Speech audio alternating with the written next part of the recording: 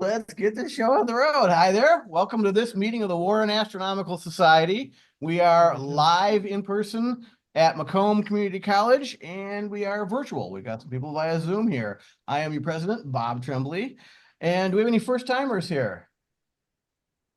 Oh, hi, we have a first timer. How'd you hear about us? You heard him. Okay, oh, good. So we do have a first timer. So as a tradition, we like to go back and forth between the ranks and do a roll call. So again, I'm Bob Tremblay, the president. Jeff McLeod, Outreach. Dale Hollenbaugh. Dave Baranski, treasurer. Dale Harden, first vice president. Charles Strackline, secretary. Brian Wazemski, member. Hi, new girl. Mark Kaiser. Ben Hiley, member. Bob Berta, past president, rather look for jobs. All right. Well, hi everyone, and welcome to this meeting. I said if anyone wants a lanyard, which again I'm not wearing again, I'm told that we have them. So Dale, that's at Cranbrook, right? You have those at Cranbrook? I have them at Cranbrook. Okay, so at the next Cranbrook meeting, if you are a new member and you would like a lanyard, you should be able to pick one up there. If you don't go to the Cranbrook meetings, then let Charles know at the Macomb meeting, and I can give one to him and he can bring it to the Macomb meetings. Okay. We have an astrophoto calendar coming out, and we need your photographs. And I know there's going to be a whole lot of eclipse photographs, but I also know that there's other ones, like I'm going to be showing a couple tonight. Bob Berta has a couple. So get us your astrophoto pictures, send them to publications@warrenastro.org. W.A.S.P wearables are purchasable from our newsletter. Mark Kedzier is making those available to us.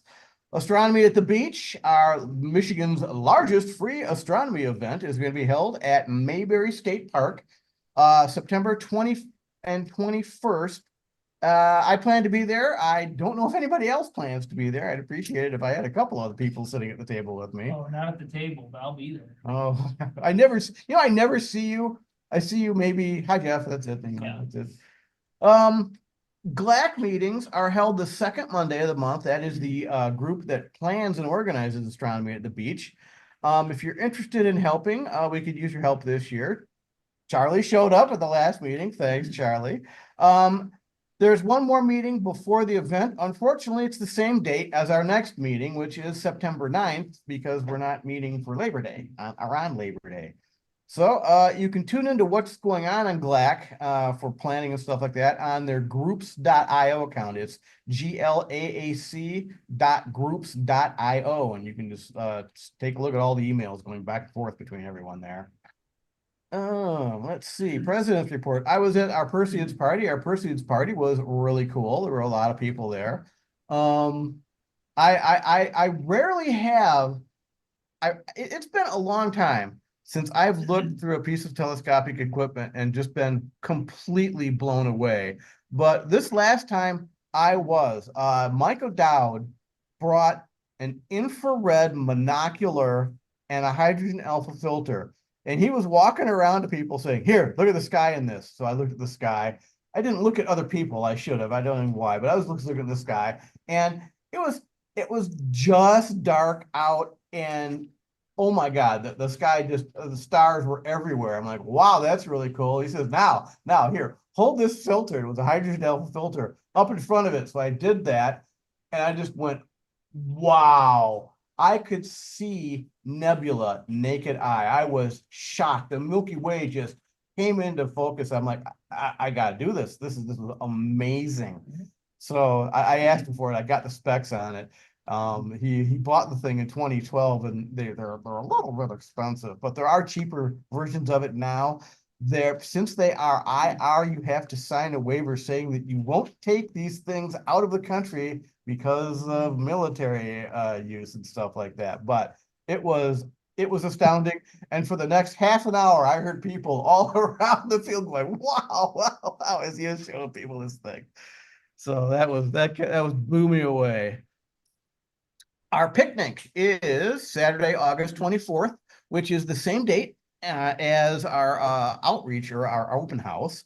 We'll be providing burgers and buns and condiments and soda. We ask that members bring a dish to pass around. Mark Kedzier will be a grill master again. We're having a mini swap meet during the an informal swap meet during the picnic. So if you've got a piece of astronomy equipment you'd like to sell, bring it, and you might unload it.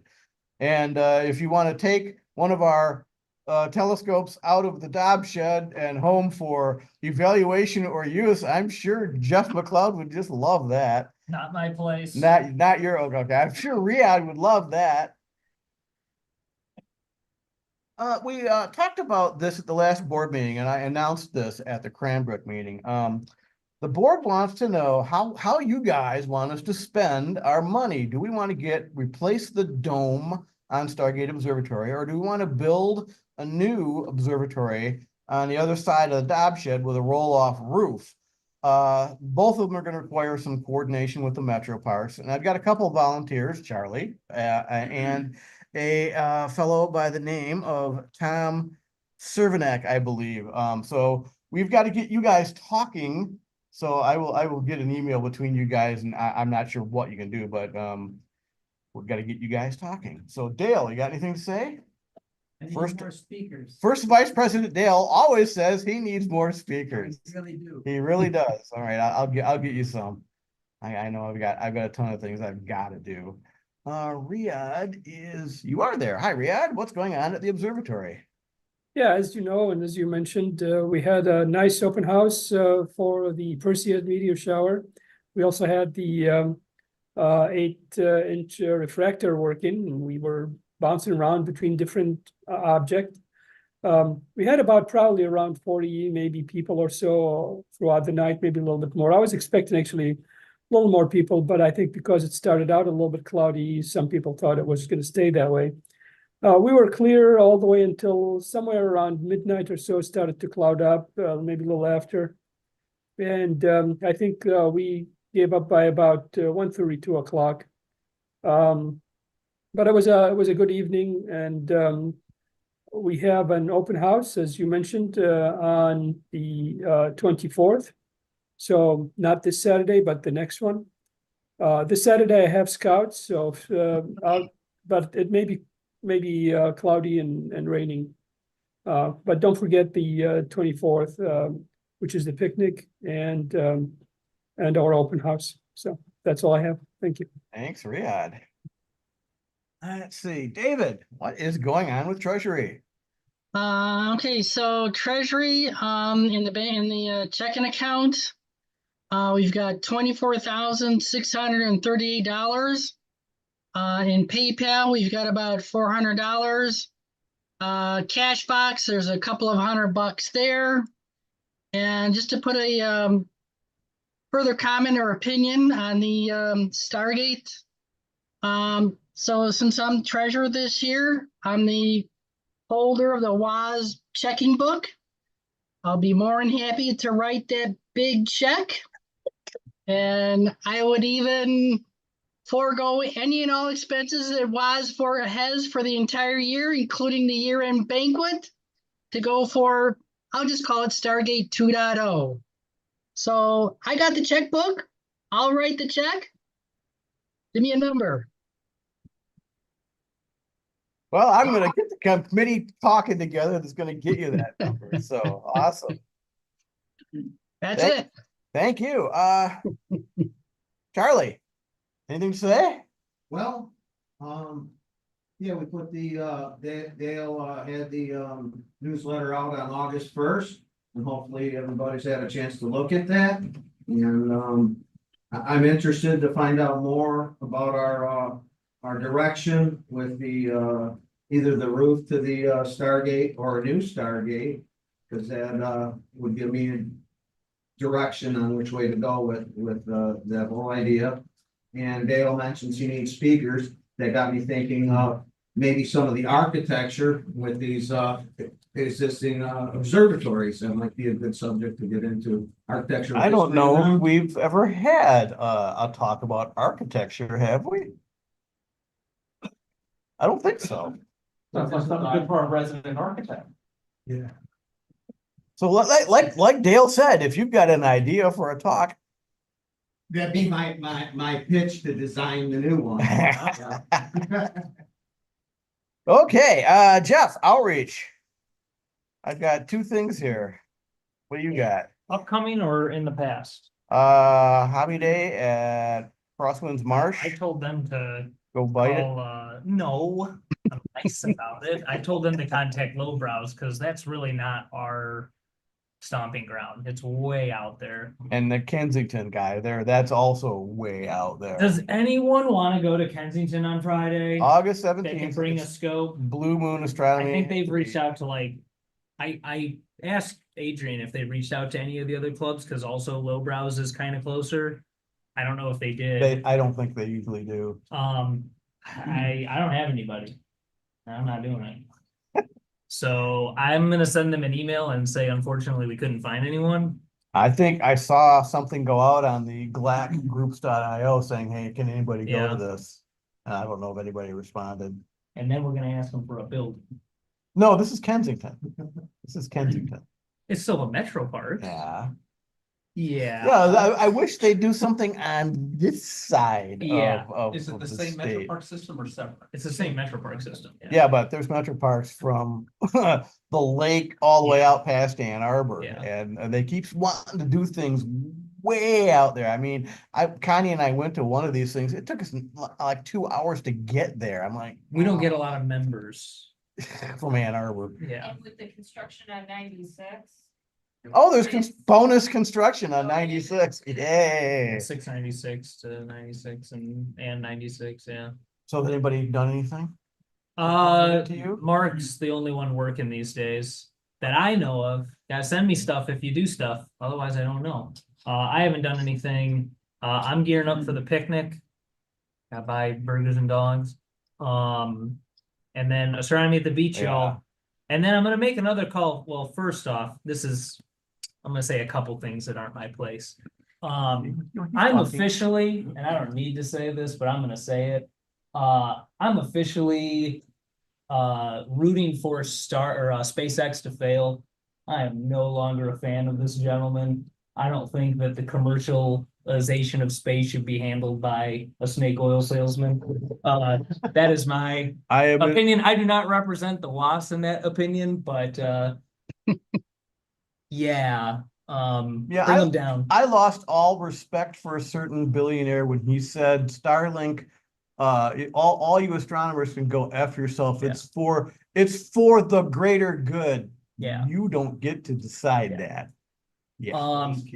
The other thing I'm gonna be a Debbie Downer on, just so that it's out there. Because I was sternly warned by someone that I highly respect a few years ago. In regards to construction at Stargate, very often, Riyadh runs the observatory. If I'm not there or if I'm running my simulator, no one else runs the big dom. Nobody else runs a club telescope. So what's the point of having a second observatory if we don't have people to run it? So I need more people that are interested in operating club telescopes out there in Something. internet land. Something I should. Hey, you would be wowed through the eyepiece more if you came and looked through the eyepiece more. I don't know if I was only half paying attention. I'm sorry. We've been talking about a warming room for a while. Mhm. A warming room that benefits the club and doesn't require anyone to run an additional telescope. Just saying. And that is what Diane wanted way back when. One other, and that might be easier to Could make coffee in a warming room. I love coffee. the Metro Park on board with. I don't know, the Metro Park. I love you. And then one last thing, just real quick. I love our dome for all of its flaws. I love our dome. Don't get rid of our dome. Our dome is as old as the club, as far as I know. I mean, the club was started in what? 61, that was built in 70. Yeah, we haven't had any other dome. Can we automate the opening of it? It is possible, yes. It's expensive, but cheaper than another dome. That's the biggest What- problem we what's the have right issue? there It's is broken? No, it's No. not broken. It's You just gotta- very heavy it's by it's today's standards. for domes. cumbersome to open and Someone has to go onto the roof. You have to unlock it. You have to swing the bottom down. You have to swing the back. Does it go open or does it It, slide? it opens and slides. Okay. So it's a two-part thing. You got to get up on a ladder. It's dangerous.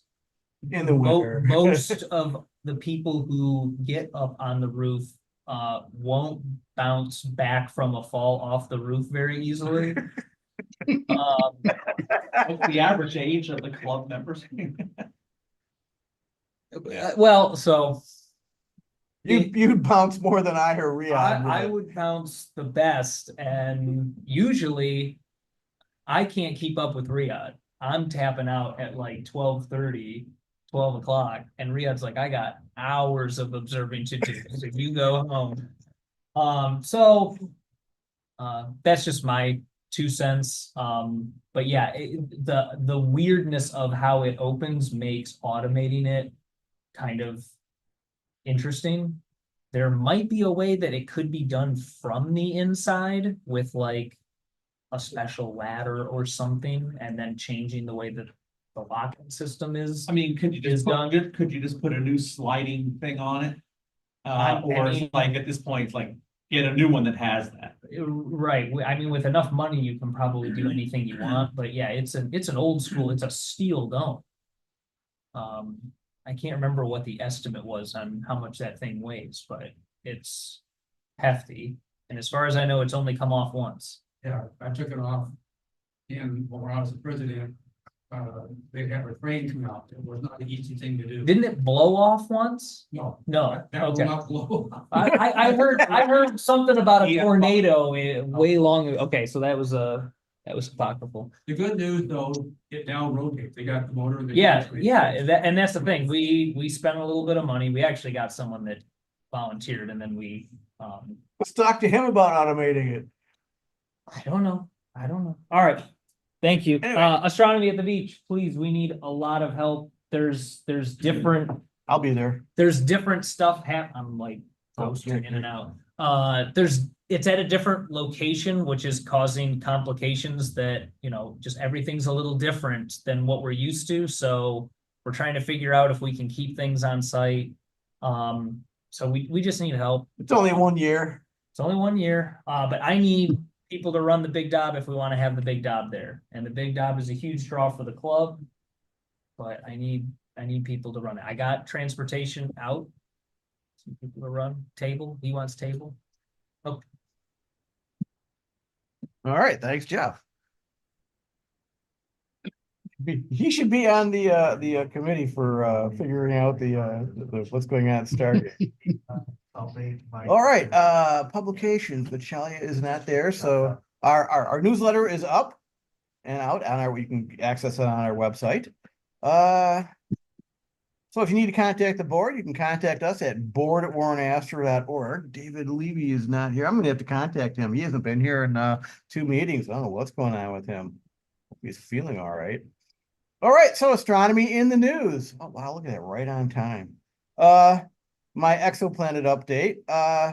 Dale actually had me do this. So exoplanets are planets that are orbiting other stars or free floating throughout the galaxy. And we have discovered 5743 of them. That's up 72 from 2 weeks ago. And there are 7204 candidates that need to be confirmed. That's only up 1, which is really unusual. Usually that number is more than just 1. On July 15th, which was today, James Webb released spectra for 36 additional planets. And what's really cool is that you can access the spectra on the NASA's Exoplanet Archive and download and plot and play with all of this stuff yourself. So if you want to play with exoplanet spectrum data and fool around with it, I've actually played around with it a little bit, and oh my goodness, there's just so much there to play with. That's the NASA Exoplanet Archive. I saw this today. The IAU joins calls for a lunar clock to keep time on the moon.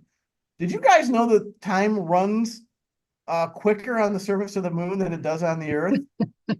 It runs 58.7 microseconds quicker. So the IAU voted Thursday encouraging space organizations across the globe to collaborate on some timekeeping standard for the moon. I've actually talked about this a while back, and because what are you going to do? Boy, its day is weird. Time runs different. Yeah, Like clocks run. because No, the like if because you the have an gravity atomic is clock. less. Yeah, Time dilation. They have to so take, just don't use an atomic clock in your phone. but they changed that to an atomic clock recently. What are you gonna? Well, this is okay. They're asking people to figure it out, so it's gonna be interesting to You see. just do a different system of leap seconds. Oh, Yeah, oh. that's what you do. So, some of you may be familiar. Time and stuff like that. I think you're- Oh, time is really weird. Time is Yeah. weird. Hydrated minerals have been found by James Webb on the surface of Psyche, the asteroid Psyche, and that is the target of NASA's Psyche mission. The substances may originate from impacts, but if such hydration came from inside the asteroid, that would mean we were completely wrong about it. It was chosen as a destination for the Psyche mission because of its high iron content and flagging it as a potential remnant core of a protoplanet that was smashed by collisions. Psyche will arrive at this asteroid in 2029, and science operations will take place through 2031. So it'd be interesting to see if there is indeed a rocky surface on this thing, whether it's metallic, but there's hydrated minerals on it. So that's kind of weird. Jim Shedlowski would appreciate this. A Senate bill would create a center to study satellite interference with astronomy. The Dark and Quiet Skies Act of 2024, introduced in the US Senate, would create a new center devoted to protecting astronomy from interference caused by satellite constellations. Well, how are they gonna do that? That's a real good question. The center, overseen by NIST, but run by an outside entity such as a nonprofit or university, would work with both astronomers and satellite operators to develop best practices to mitigate interference caused by satellites in optical and infrared wavelengths from reflected sunlight and radio wavelengths from satellite transmissions. So at least they're thinking about it. I don't have any answers for what's going to be able to be done about it. Let's see, bring this up over here. The sun. Didn't we see one at the last star party? Like last year? What, a Starlink or what? Yeah, it was like I think it stopped everybody in the park. There was like 20 of them all in a row floating Yep. across the sky. Yeah, I saw one when I was in Texas a couple years ago. Went right through Ursa Major. So the sun, this morning, Connie gets her phone this morning, looks at me and says, "Hey Bob, do you know there's an X-class flare yesterday?" I love my wife. So I go on spaceweather.com, and it says here, yesterday's X-class solar flare from sunspot AR 3784 hurled a faint CME directly toward Earth. A NOAA model predicts it will arrive on August 18th. NASA's model leans more toward the 17th. Either way, CME's impact could cause a minor G1 class geomagnetic storm for, so more aurora possibly. And there is a, here, let me bring this, I'll bring this over here on there, and I see if I can share that. I'll share it down there. There's the sun today, monster giant sunspot. I mean, we'll share that with the viewing audience. There we go.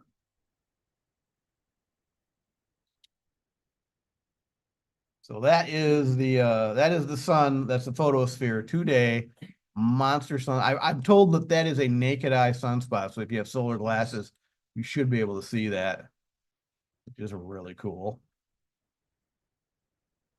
Okay, Rhea, double stars. I actually saw a double star when I was out there at the Perseids party. Yeah, we did. We looked at Alberio, and a lot of people love that star, especially because of the color contrast. We are still waiting on the nova of T Coronae Borealis.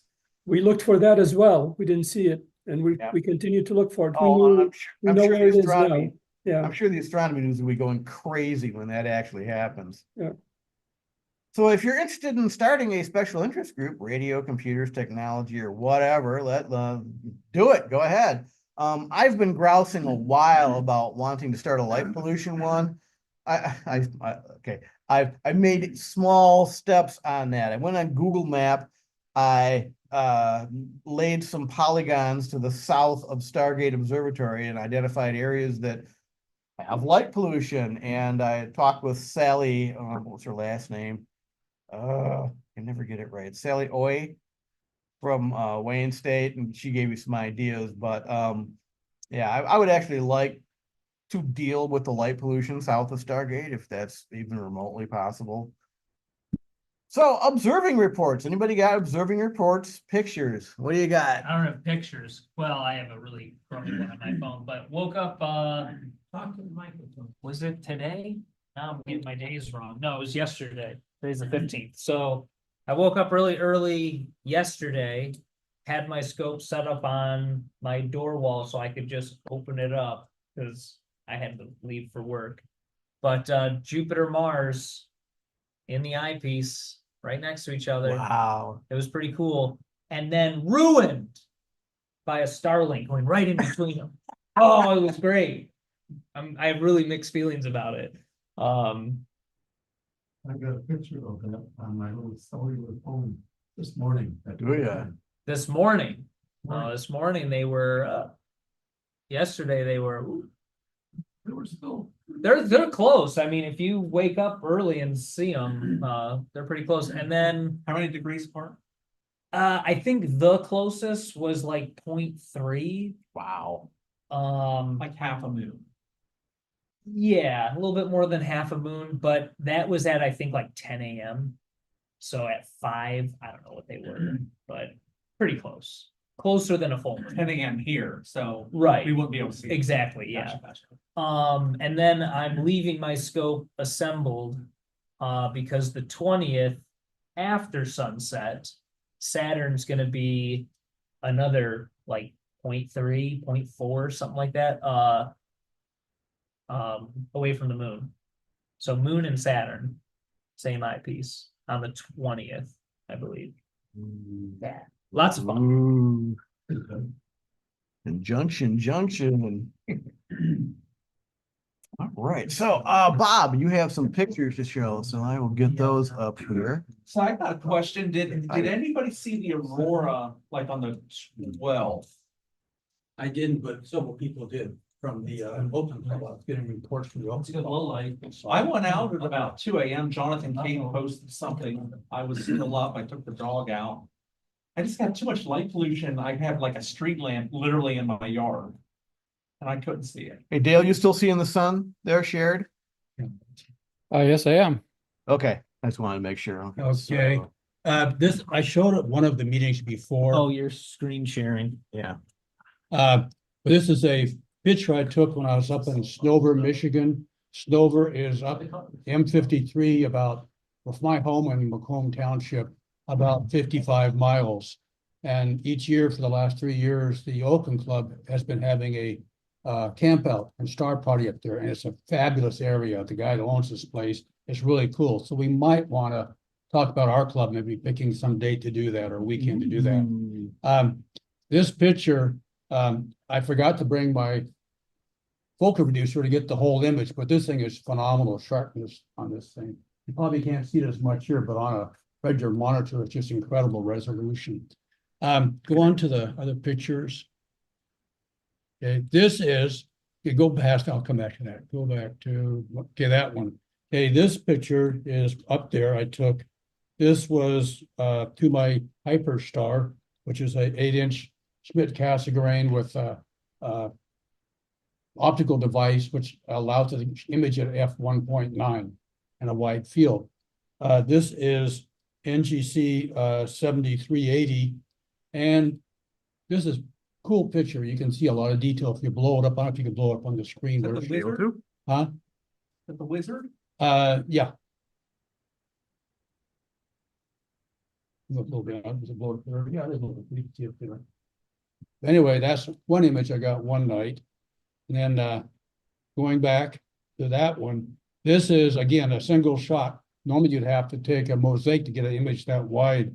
To the left is the lobster claws. Up above is the middle is the bubble nebula. That the bright actually is very bright, so I can pick up the detail on that very faint nebula to the left or to the right. But that is the bright spot. There is the bubble nebula. Up above at the very top of the image, you can just you go back down here this way. Right up here to, I guess, about 11 o'clock from the bubble nebula, there's a little cluster, and that's the M52. And the thing that's interesting about this is that if you go back to the lobster, this actually was one of my very first images I took using narrowband filters with my 6-inch refractor. This is about 18 years ago. Again, this was taken with my hyperstrop, which gives a really wide angle view. And back in those days, starting about 25 years ago, basically amateurs were shooting narrowband images. The first guy to do that was a guy back in California I knew called Richard Crisp. And he became quite famous for that. In fact, he gave a lot of presentations. Because of him, now every amateur does narrowband imaging. And if anybody who's really into astrophotography, that has been a godsend, because we can now image from right here in the city. You can take amazing images, cutting through the light pollution and everything. There's 2 of them in here. Huh? 2 of them in right in there. Who were? Oh, yeah, there you go, right there. See, Which he'll give his talk about, but he's got on his desk there, and there are narrowband image filters on that. This last image is the one I took. This is a narrowband, and naturally the colors on that are unrealistic because you don't have green out in outer space, right? But what we did here by using the Hubble image, the pellet of SHO, you assign different gases and things to different colors. And when I first showed this picture, this was the lobster. Everybody calls it a lobster, but I call it the Fox gas station attendant. If you look, you can see the guys, the two eyes. I can't show it on there, but on here, these are the 2 eyes here. Here's the nose there, and he's reaching out here, and he's either pumping gas for your shuttle, or more likely he's wait there to take the money as you pass by. So anyway, that was my very first narrowband image I took many years ago. Okay, I think that's it. All right. So this Snover, Michigan, if you're ever interested in going to a really cool place, it's an RV park, very small one, privately owned. There's only a spot for 4 RVs, trailers, and it has enough room at the same time for about maybe 20, 25 tents. And it's a great spot, nice dark skies. There is a farm near it that has a light that shines down, but it doesn't affect the imaging at all. Where's this, Dover? Snover, Michigan. Snover. It's about 50 miles. Yeah, just going M53 is about 55 miles from Macomb Township. Well, halfway mark between Marlette and Sandusky. Yeah. And it's the thing that's cool about this place, the guy that owns it is he owns a contracting company, and he's very laid back and really wants to get together with astronomers. The 3 years we've been there, the guy just goes out of his way to work with us. This year, when we got there, everybody was talking about, where are we going to go to dinner tonight? And he said, no, you're not going to go to dinner. We're going to eat here.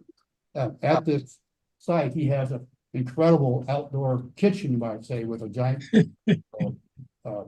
barbecue. I want to go here. Refrigerator and everything else. And his friend has a mother who owns a pizza store. Well, she donated tons of pizza dough. So we made something like 12 pizzas that night. And the pizzas were made by the guy who owns this place. And he provided not the dough, but the cheese and the meat and everything else on it. You're killing me, Bob. Yeah, and it gets better than that. That night, he has a bunch of people in the neighborhood, farmers around there, they're good friends. And they said, well, what are you guys doing for dinner tomorrow night? He said, well, we're probably going to dinner. He said, no, I got a better idea. This farmer, he does soybeans and corn and also beef cattle. Well, the guy said, I'll just bring over a bunch of ribs for everybody. This guy brought over boatloads of beef ribs. We barbecued them there. They're delicious, corn and everything else. We took up a collection just to, thank him for doing that, but he didn't want any money for it, nothing, just phenomenal. So, Bob, you sound like you've struck amateur astronomers heaven. yeah, it is. It's a really cool place. So we're gonna Detroit talk a little bit about this because normally what he does in the past, he rents this out. Have a 3-game lead. Yeah, we rent this out for people who are long-term 3 or 4 months in their RV working on the windmills up there. He's working on, what do you call it? What are you watching? Warren astronomy. There we go. But anyway, what he does, he was renting out to people who work long-term, contractors up there, workers on the wireless up there.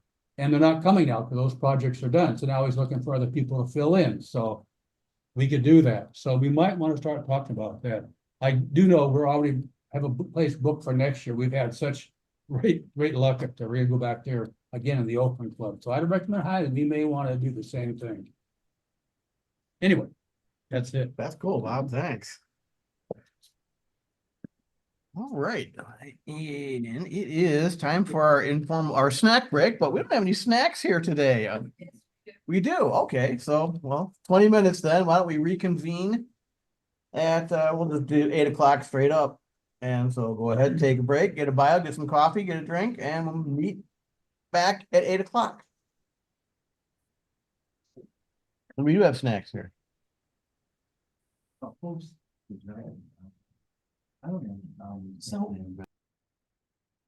actually, I'm not gonna mute this. Yeah, Bob. Bob, Yes? can you put me on that Stargate committee, please, and get copied on the emails? Because I got a couple ideas too. Sure. I gotta figure out how we're doing that. I probably want to set up a mailing list or something like that. Okay, all right, thank you. Really great. There's one other idea I've had is consider buying a small piece of land a little bit further north. Wow, I can barely hear you, Riyadh. It's really loud here. I was saying one idea I've had is to buy a small piece of land further up north. No, that's not the problem. I hear a lot of bass through the overhead here. oh, okay. Can I? You have a good point. Put stuff, make sure it's good. Different types of telescopes. Yeah, we got 10 conversations going on here right now. No problem. I can't hear anything. You need any help? And I shouldn't say it's a one-trick pony, but it's good for. Set up here. It's hard to build, it's hard to build a roll off for it. You have to build a roll off structure essentially. Because your walls have to be. We found a company. It's small, it's perfect for There's a place called Backyard Observatories, and they have a whole plan. Go down chips. Roll off. Those are kind of expensive. The more expensive, the largest building, 26 by 36 with a warming room for about $18,000. So what's it? I'll think of a different one that. Okay, so anyway, then you have to want their ad. If you had a pad ready to go, they would come in and they would actually have it already pre-fab, put it in there. And then you start adding on extras like you want. You know, if you want to add a window to it, or something like that. But anyway, then COVID hit and these people never responded to emails. Our dome right now is sitting there like a sketch. What we have is this bottom panel here. He has to get up there and lock it. This bottom panel, actually the first top one, you can slide it all the way back to here. And then this one goes this way, it's curved, goes this way. And there's a chain that holds it, so it only goes so far. To keep us from going on the road is this sliding panel here. It would have to be made easier if you could slide this panel up into this one. And then slide, like, 2 pieces. Like this, Of that area. and like this. Yeah. That could be done. Place that window. Yeah. That you'll read. That's what you It's just a single one that goes over. Right, but the way this goes, when this slides down, it almost dead ends about. Well, you want to be able to observe at zenith, you need, Yeah, you gotta. kind of need to have But a that's, two piece. that's what's one gotta piece. be, About you 30 know, people, that so- handle that goes like this somehow has to slide into the upper wall. You know, they Or be a do, two-piece. they do make them that go like that. Right, it's the old Warren Lincoln Observatory where it started from. They actually had, it's kind of like this shape right here. And then it's like square on the bottom. They got a chain drive. You sit there and crank it. You can do it from the inside. That could be something, that could be. fabricated. But That that's the could be- thing, it's either finding someone that has the expertise. The companies that do this, some people. Yes, and it is exorbitantly expensive to have custom, you would spend as much on that modification. I see your As an point. entire dome, of the cheaper fiberglass, whatever, style domes. But. So Gary Ross came to the board, maybe second or whatever. And expressed a lot of the headaches that was happening. They found it cheap, so they didn't pass. Being observable out in Grand Rapids. They have awesome. Hey, excuse me, Bob, two you gotta domes, figure this out. but center I started taking the meeting notes everything. on the actual agenda. I had one copied and pasted, so the And then the agenda other one's small. on the drive is gonna be a little bit Awesome wonky facility. at the beginning. But it's falling apart because, It's actually not wonky, it has the meeting notes. inserted. Okay. and he just warned us that, just because you have money. Riyadh said. Just, he wants you to just just build see, what your budget is. You get yourself into a lot of trouble. talking, so probably wanna set up a mailing. list. And so, Something like that for all we of have us to some talk about Stargate. All right, just an email thread, yeah, but that. There was one in my life. Set up a group stuff, To have it, Probably do dual- something. But have jail about that too. Or we can just include WASP email list in the email sent to, and then have that other gentleman and the CC. Copy the board that hits everybody on the board. And then that other gentleman and the CC that would include him in all the correspondence too. How's that sound? Rather than making a name chat. But as we get going, what are the needs of the group? Well, I'll just send out an email to you, the other guy, and Riyadh, and we can start with that. We can do a Zoom session if you like, or we could meet physically. All right, I like Jeff's point about what do we need this for? And what are the requirements? I need people to run it. Maybe before that, it might be nice to have a warming center. What are the possibilities on the property we have? Do we have the physical dimensions that we can use? Pretty much. A couple months before the dog. What was Diane, the former president, wanted?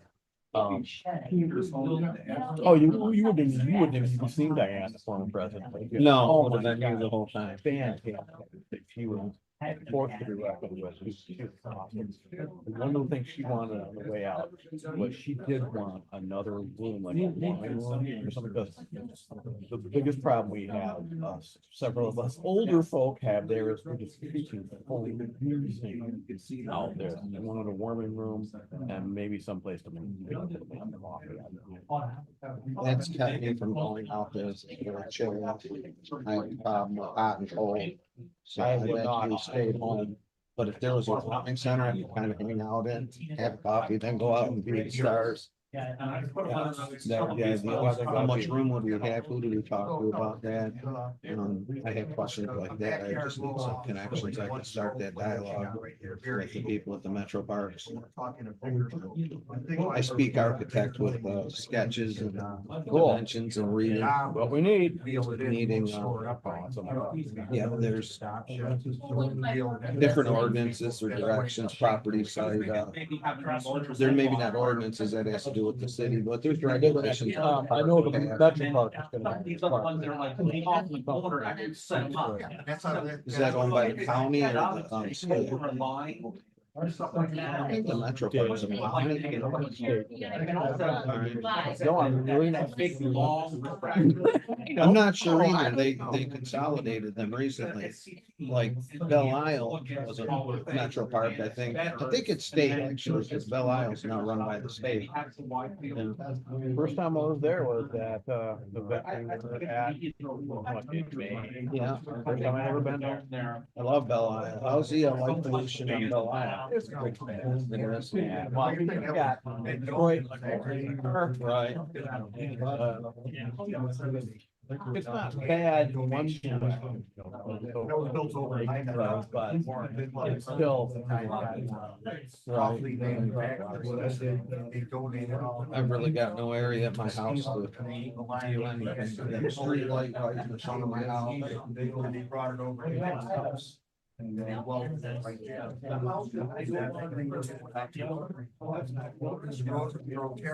Really next year, Then they, you know, obviously, no street lights. We're very excited. I was happy. We had to rebuild. We have done. Going up like this, they're all flags. They're making about. They put the tear on. Yeah, they are. They eliminated all smaller. The worst thing is the neighbor has one of those lights in her garage and we find my backyard. Sometimes she lets her dog out. Why would you do that? It was raining outside, it was raining inside. So they can confuse, you might try. Chris too. And raining on the night was giving. A lot of people go, this. 2013. You know, how do we make it a little more, you know, keeping somebody. Yeah, they still do. Yeah, I have one. But the motor. It's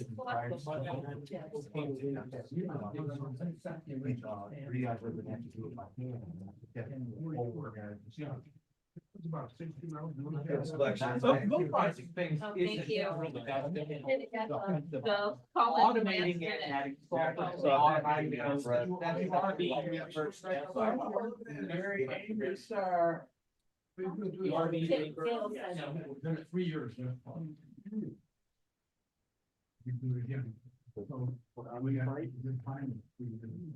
That was a trick question in our astronomy class. What's the biggest star in our solar system? Right? Yeah. Him is pretty He would question. throw those, yeah. That's a trap. He got us. He got everybody. What's the nearest star? What a jerk. Well, that's right. He did that Yeah. one too. They did that in the home class. I like that shirt, Bob. You know what? Like, what's your favorite planet? I wore this shirt. We have tacos. No, wrong answer. I wore this shirt Just on because you're a, from there. on a jean day in high school.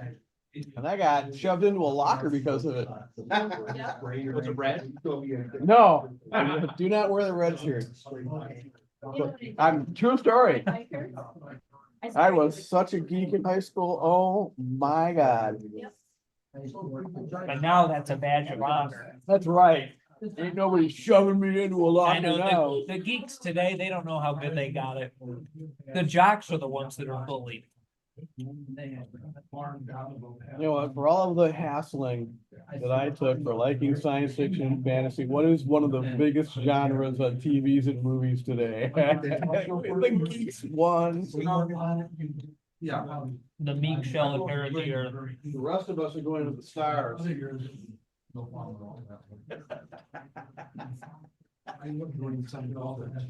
Through my years, I've covered it all. From jockey, playing soccer, varsity soccer, club soccer. You know, I go. I'm doing the stoner show. Belonging to youth club. I think. And then I love everything about it. Stop saying. Okay, neither. Okay. That's what I'm. My daughter, when she was like that old, right? We had some of these chili Fritos They're on sale today. up on the counter. And she reaches up on the counter, grabs one, eats it and goes. Goes and grabs it and keeps it. I'm like, look, you don't like it. Oh, man. That's crazy. What else we got? Oh, So. it's a really lousy picture, What I need to do is find a local tribe. but I might have a better one somewhere. So that's Jupiter through the screen Then I will try without. on my door wall. Oh my God. Like, okay, so I have to open the screen. Yeah, this is about the best one. You can see some of the moons. I might check. 1, 2, 3, 4. Later before we go to the. If we go to the. But I was getting so much heat coming, and my scope wasn't cooled down. But good color on Mars. My God. That was cool. And I'm up at 5 every morning anyway, so it was keeping the cats in the house. That was the hard part. Yeah, I'm up at 5. I'm up at 2. Yeah, that scope set up. You know what? I've always browsed about astronomer hours, but I got those. My wife almost didn't wake up, but I heard her, she's like, I'm coming down. I'm like, all right, cool. Might be your guy. So Oh, I was gonna go to the astronomy on the beach. Okay, And you're telling me the Dob will be there. yes. I mean, I'm happy to help post it and point it, name it. I can polish the light beams with my lens. And I can hit big things like Yeah. planets. That's all we need. That's all you need. Yeah. I might even be able to get Andromeda in there. Yeah, and Riyadh will be there, Okay. and it's hard to keep Riyadh away from, at least I think, yeah. It's hard to keep Riyadh away from it. It's like, Riyadh, take a break. Okay. Oh, man, I'll bet they heard that. I'm not listening. We can That's actually the hear new people microphone. now. Okay. Yeah, I got one Are you here. coming to the picnic? What's that? Are you coming to the picnic? Yeah. And Well, that's the plan right now. I mean, if it's bad weather, is there still a picnic? yeah, Okay. we got the pavilion, so we're at the pavilion down the hill for the picnic, and then as the sun is setting, we're gonna migrate to the observatory. So we'll get the job out, practice, have fun, look at whatever you want, you know? Okay. And it's, the only thing that's rough about the running the big job is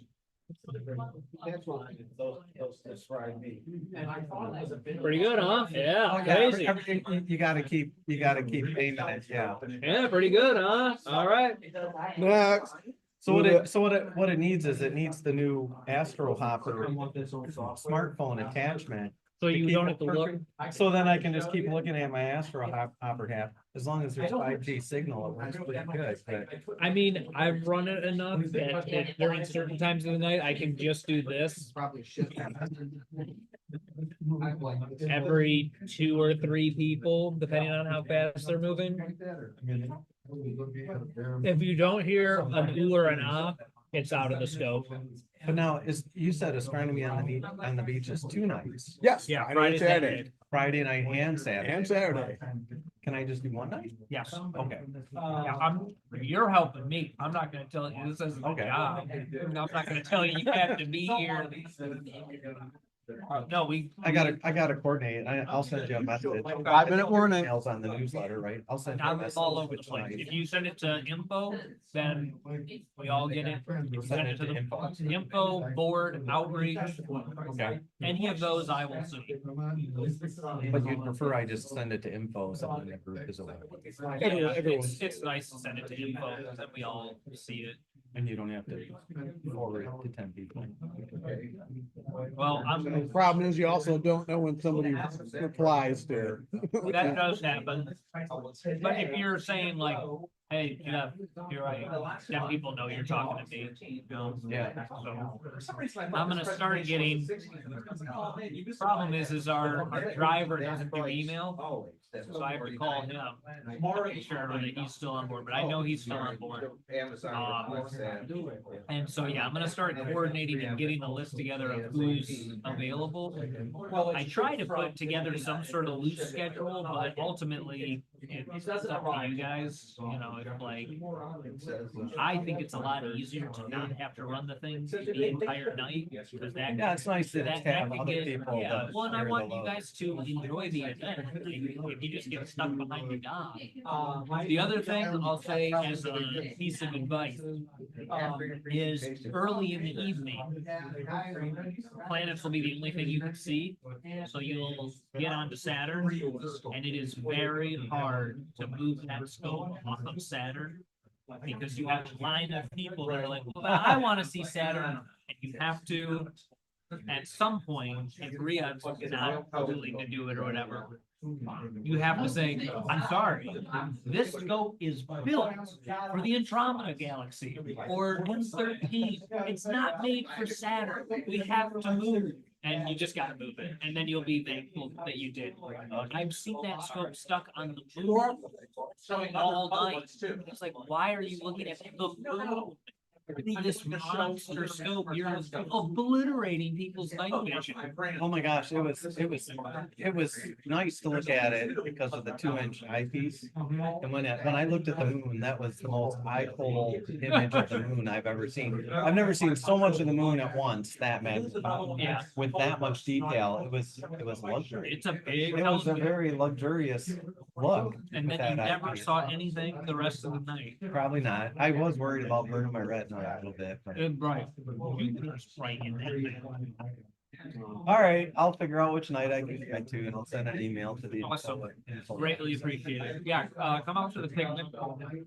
We'll show you everything that you need to know, but really, once it's up and running, because like me, Riyadh, and someone else might probably, but if you want to get there early and help us assemble it, I'm more than happy to have you. It's really just a 2-person job.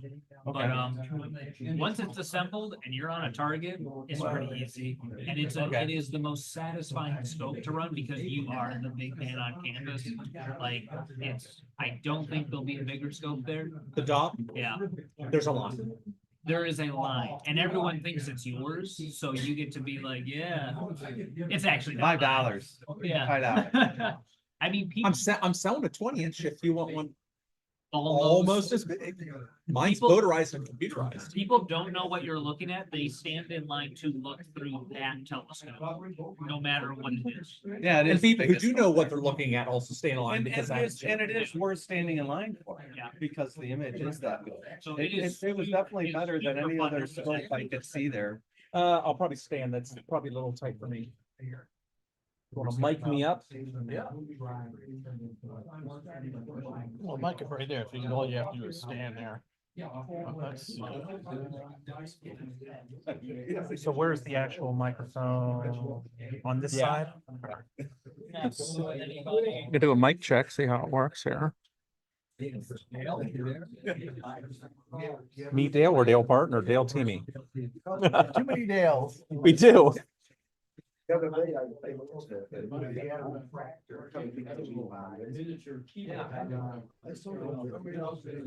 hear you're just fine. Hello, testing. Hello. Can you hear I me? hear Dale fine. Teamy? Okay, sounds good. Dale's coming through very well. All right, got my 1-minute warning.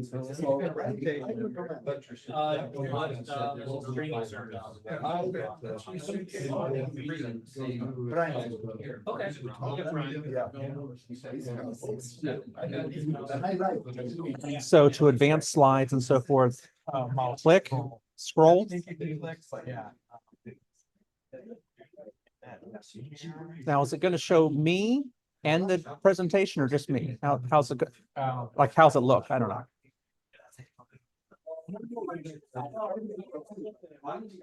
If you want any, I would say the top right corner, if you want to put in is the only corner that's sort of available. Okay. I know the. Watch it and then we can. You gonna be in the picnic? I believe so, yeah. On YouTube, you'll be the top right corner. Yes.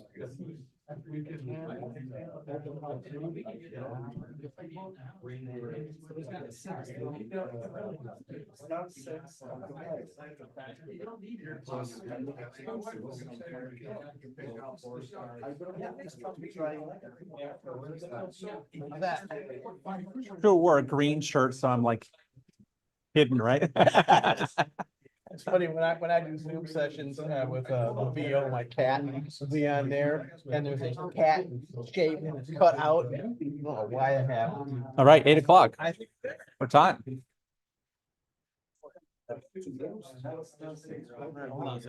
All right, everyone, it is 7 o'clock and it is 8 o'clock. Hello, everyone. Time to get this meeting started.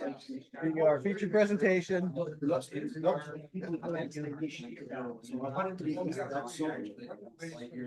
Right. Get ready, we're starting the meeting. Thank you. Well, See you on YouTube. I'd like to start by thanking Tina Wong for stepping in and getting the snacks tonight. Thanks, Dave. Only the best for my friend. Normally Mike and Laura do it, and they couldn't do it tonight. So Dale Hollenbaugh holds a Bachelor of Science degree in mechanical engineering from Bucknell University. He's a senior mechanical engineer at BAE Systems and has a U.S. patent. So he's an inventor. He's an avid photographer and astrophotographer. Takes things to a whole new height. Loves to travel with his wife. Been a member of this organization since 2019. Has numerous astrophotos published in the W.A.S.P. in our calendars. His topic tonight, I have to say about his time, he's going to be talking introduction to smart telescopes featuring the ZWO Seestar S50. He showed me this out on the observing field at Stargate recently, and I was impressed a lot. So here he is to tell us about it. Dale. Thank you, Dale. So I'm here to talk about smart telescopes, and I actually brought one. I'm get it in front of the camera here. Sort of a sneak preview. I'm going to talk about various ones on the market, but I bought one and I use one, so this is kind of what, oh, you can't see it here. I put it next to my head. It's Make that background go away. that background's weird. Hold it in front of me. Okay, so it's about my head size, but it's very lightweight, and it comes with the tripod and a case. So sometimes it's hard to tell, the size, but I think it's 9 pounds. So it's very small sized. So I post photos on Facebook. My astro photos are public, so you don't have to be my friend or whatever. Astrobin is a website that anybody can post. It's for astrophotography, but I post a lot of stuff there. So if you want to link in and see that, there you go. Just click, don't scroll.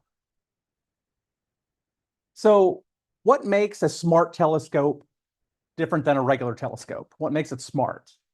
In general, they are essentially a regular telescope, but they've added a few things and included a few things that sort of close the circle and makes it very easy to use. So it's a telescope, it includes a mount. It's like an all-in-one design, camera, computer, sensors, and it has the software that ties it all together.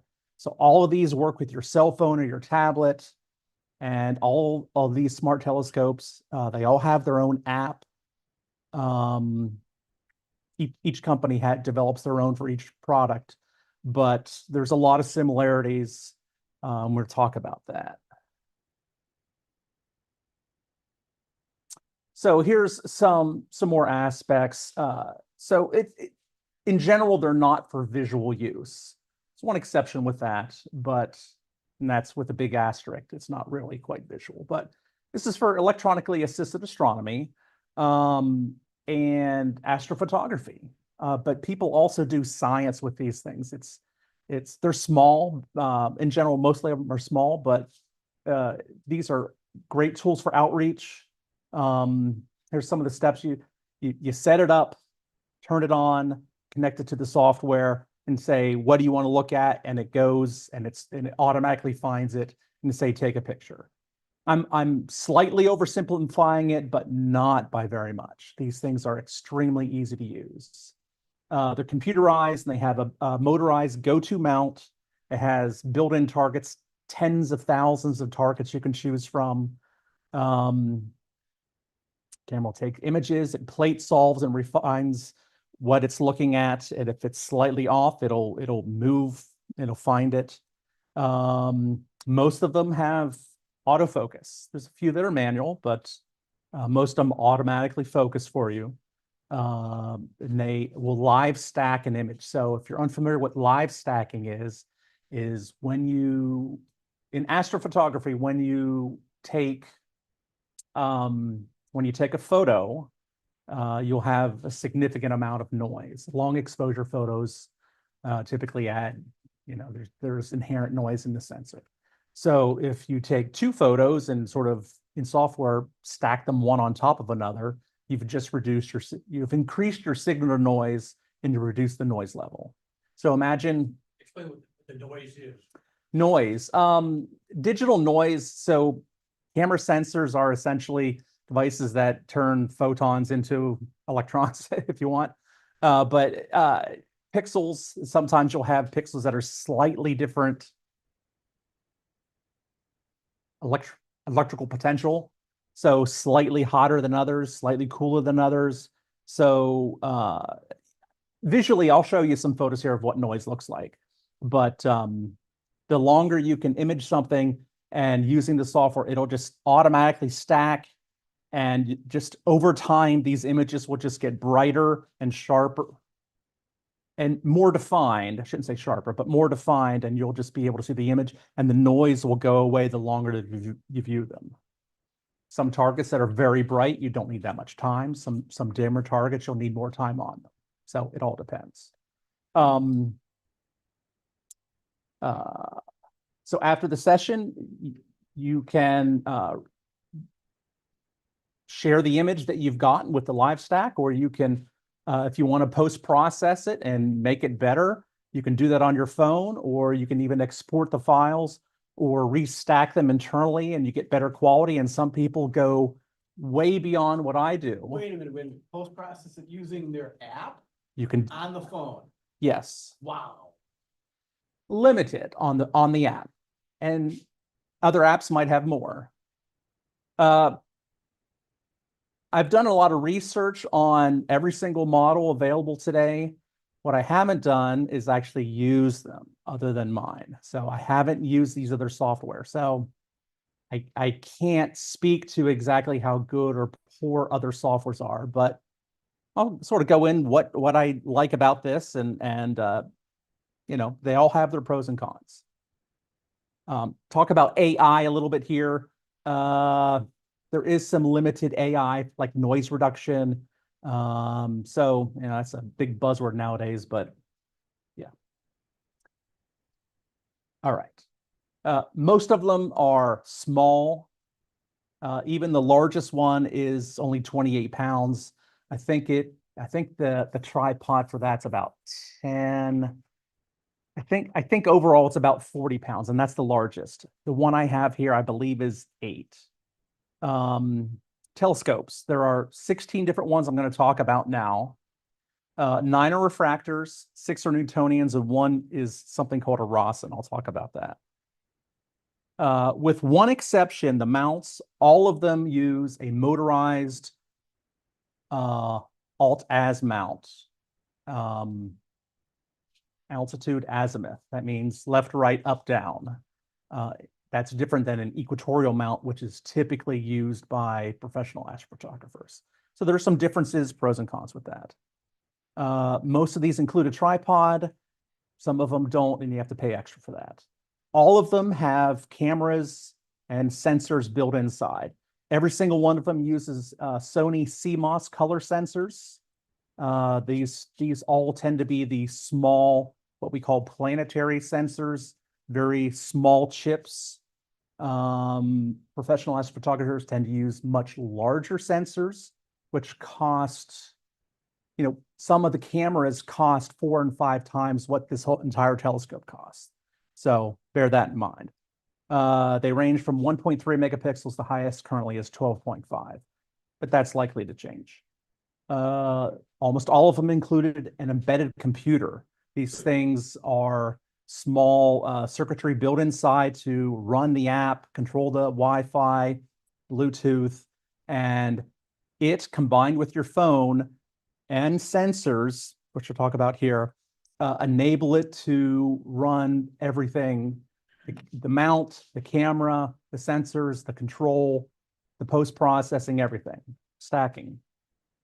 But your cell phone is important, or your tablet, because it has the time, it has the date, it has GPS coordinates.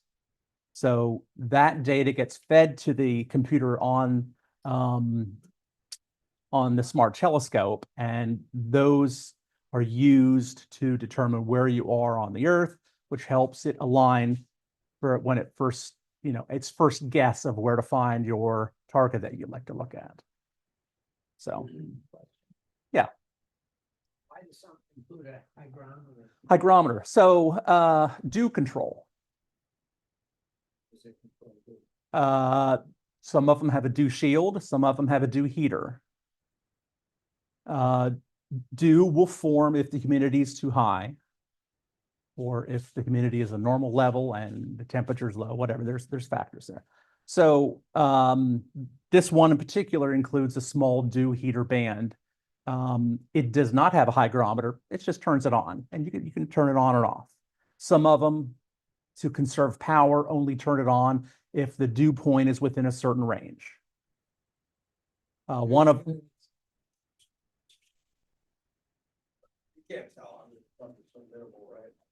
negligible. So most of these are pretty small aperture. But that belies how good they can be. Yeah. All right. Wi-Fi, like I talked about, focusers. There's a few that are manual focus, but almost all of them have autofocus motors built in. Filters, we talked about filters here a little bit earlier in the meeting. Some of them have a solar filter, which is typically added in front of the objective manually. For this one, it includes one. It's in the box. It's in the case. Narrowband filters, what another club member here was talking about. Some of them include a dual band, which is hydrogen alpha and oxygen 3, the two most common bands. You might want to call this a nebula filter because it enhances nebula by getting rid of starlight behind it and sort of shows the nebula in front. And not all of them have these. Some of them will sell it separately at an extra cost. Some of them have it built in. Some of them have a light pollution filter, which is more of a broad spectrum light pollution filter. Some sell them extra. Dew control, question about the hygrometer. Most of them, about half of them, have dew control. Power supply, most of them have a built-in battery. Some of them have an external battery, but for the most part, it's rechargeable built-in. Some of them have a case, some of them don't, and some sell extra, backpack, whatnot. Okay, so currently on the market, there are 5 manufacturers. The first two, Vaonis and Unistellar, are both French companies. The first one there, the first to market, was in 2018. So these are relatively new. They have 6 models, and they're all refractors. They're pretty similar. Unistellar, they came second, and I'm going to talk about them in sort of that order. They have 6 models, and they're all Newtonian. Typically, if you add them up, they're the most expensive models. Dwarf Lab, so one person in the club has a Dwarf Lab model. They have 2, sort of. One is going to be released next month. They're small and inexpensive, wide angle, and they actually have 2 cameras. So that's a little bit different. ZWO, they currently have 1 model, and that's what I have here, and that's what I chose. I've read it's the best-selling smart telescope model in the market today. And Celestron just released literally weeks ago. In fact, I think last week was the first time I saw it in stock at any retailer. It's the largest and heaviest model. It's a 6-inch diameter RASA. That stands for Rowe Ackerman Schmidt astrograph, which is a bit of a large word, but it's essentially a Schmidt Cassegrain telescope without a secondary mirror, and you put the camera up front. So what that does is it makes it very, very fast focal ratio. So it gathers light very quickly, which has a lot of advantages for smart telescopes. Okay, so I'm going to dive into different models here. So this is the first one, the Vaiona Stellina. They no longer sell it anymore. They've moved on. It's $4,000. So it's like the first time, like, ooh, you know, a lot of people might not be interested. That might be a lot of money to some people. It's a refractor. It's actually the largest refractor for a smart telescope. It's an 80 millimeter aperture, 400 millimeter focal length, f5. It's 25 pounds. Here's the sensor. I'm not going to dig. I have a lot of data on these sheets. I'm going to try to go through these relatively quickly. Here's the field of view. On almost all cases, that's slightly larger than the moon. So there's only a few models that can't visualize the entire full moon or sun. To put it in perspective, the full moon is 0.56 of a degree.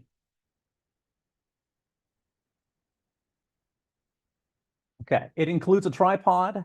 The computer is based on, and I didn't talk much about the computer. If you know anything about embedded computers, Raspberry Pi is a very common name for computers, for these small embedded single onboard computers. There are many different brands, many different chip manufacturers. A lot of them just sort of compare them to the Raspberry Pi because it's sort of one of the most famous. This is a Raspberry Pi 3. It's a little bit older. Most of them are based on Raspberry Pi 4s. I haven't seen any that have any Raspberry Pi 5 yet because those are just released. Has a 5-hour external battery. This one has external.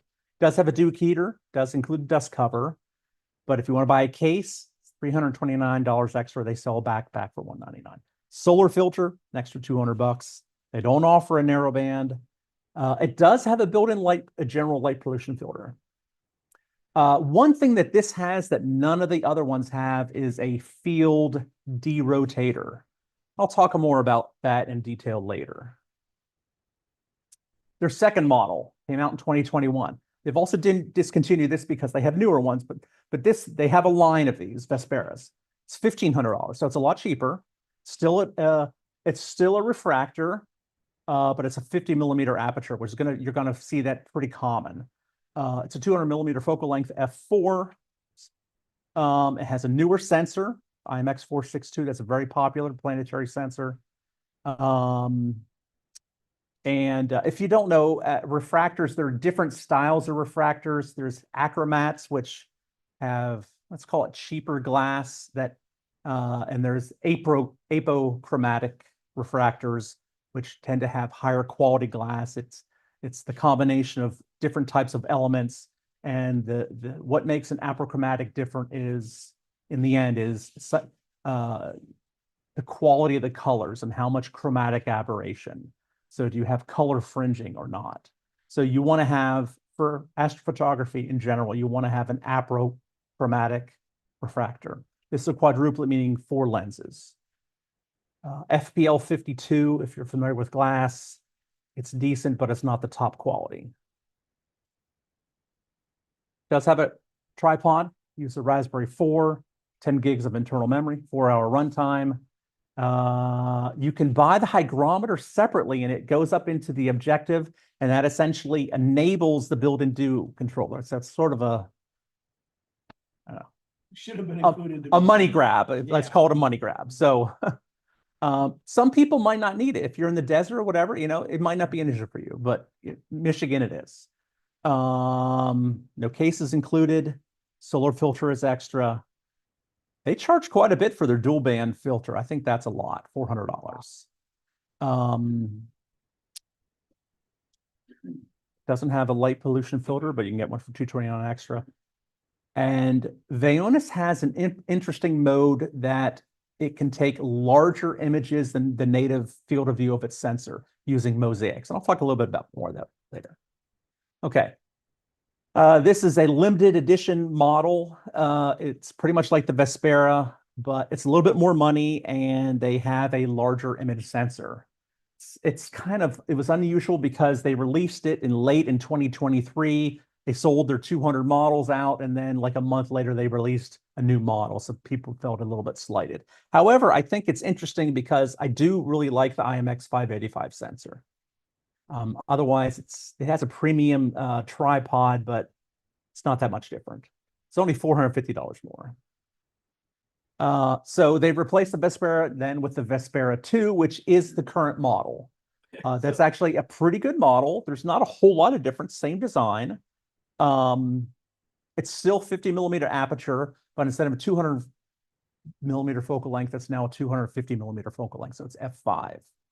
Now, if they've paired that with the IMX 585 sensor, which is my current favorite sensor for doing planetary imaging, it's a 4K sensor versus the previous one was a 1080p, if you want to call it that sensor.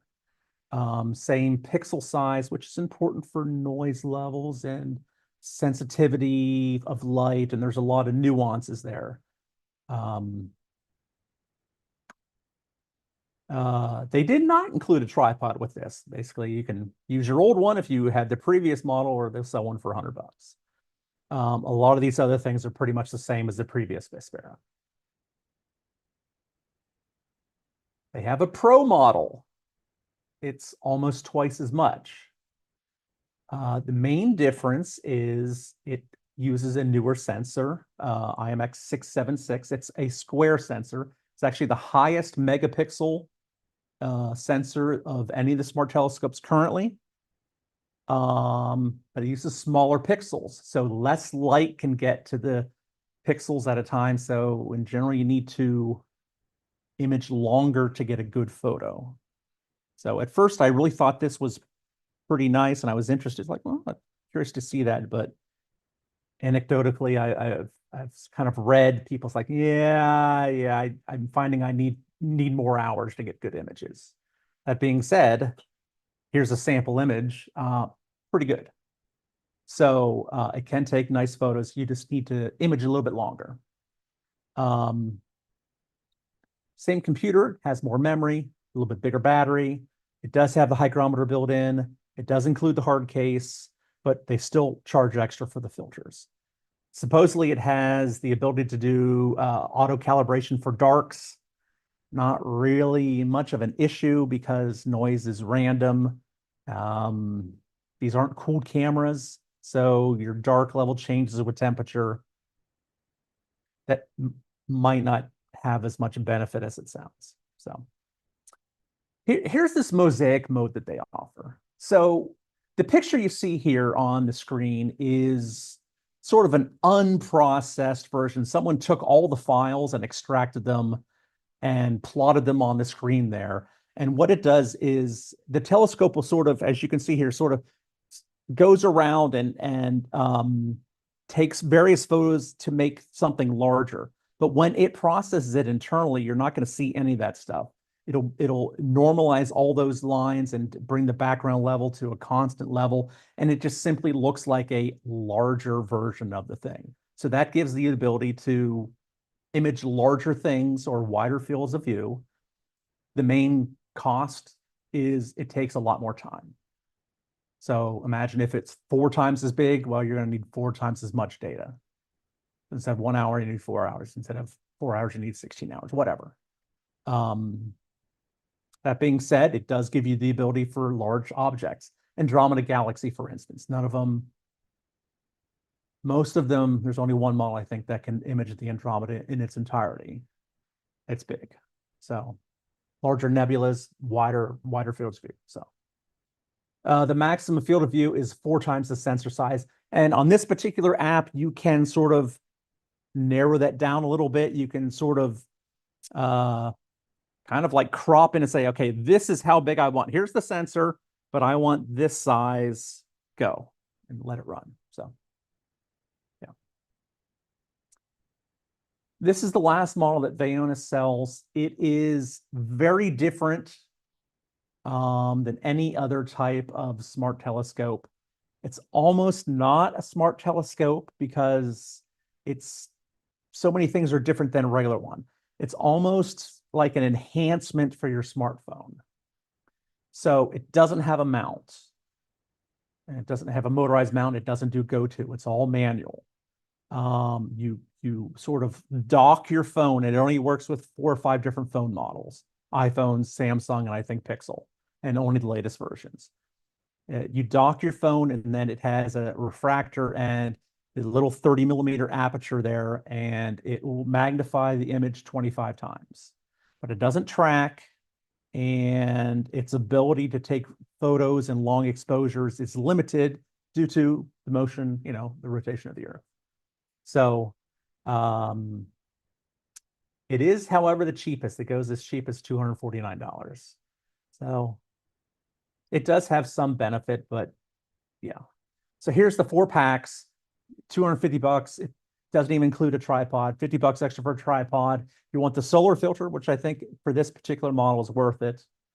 $350 if you want everything is $400, which is almost as much as these other ones. So doesn't have any filters other than the 1 pack that has a solar filter. So this is best used basically for the sun or the moon, which would also include eclipses because they're large, bright targets. I've seen some images. It's like, what are these good for? So the brightest DSOs, globular clusters, Orion Nebula, Ring Nebula, although it's very small, it's very bright. Maybe the Pleiades, but this is a limited use, but I list it here for completeness. All right, moving on to Unistellar. This is a different brand. It's also a French company. This was their first model, came out in 2020. Now, one thing different, you'll see, can you see my mouse there? Right here. This actually has an eyepiece. So it's not a real eyepiece. This is not a visual instrument. In fact, this is a Newtonian design, but where the secondary mirror would be, your flat mirror, that's actually where the camera sensor is. So unlike most Newtonians, which would have the eyepiece up here, it's down here. This eyepiece basically looks at a small OLED digital screen. So what you see on your phone is what's in the eyepiece. For some people, they think they're looking through a telescope. That means something. I think just look at your eyepiece and save your money. And it's a significant amount of money. So this first one was $3,000. It's actually a very small sensor. This was a common planetary sensor about 6 years ago, maybe. But we've come a long way with camera sensors. This field of view, this is Newtonian. It's with about 3.5-inch aperture. The longest focal length, 450 millimeters, which actually means it has the smallest field of view, 0.45, which is smaller than the sun or the moon. So you can't fit the whole disk of either of those in there. But it has longer reach, and it is pretty fast at f4, so it can reach out and get smaller DSOs. The magnification on the digital eyepiece is 50x. Does have a tripod. I don't know what computer it has in it. They don't talk about that. It is manual focus only, which is a big downer, especially if these are marketed towards beginners. And something that most beginners don't even want to know about is collimation, where you have to align the optics internally for this. It is maybe required. So, the type of, Newtonians, that's an inherent issue with Newtonians. Does not include a dew shield or a dew heater. They hit you for $429 for a backpack. Pretty pricey. Yeah. So the EV scope, if you want an EV scope, but you don't want the eyepiece, save yourself $700 and you don't get the eyepiece, but pretty much otherwise it's the same. And because it doesn't have that little screen in there, the battery life increases, same size battery. So that little OLED screen chews up a lot of power. All right, so that was the first model. They released the version 2, came out later. Inexplicably, they jacked up the price by $1,900, and I don't get it. It uses a better sensor, but it's not like a really great sensor.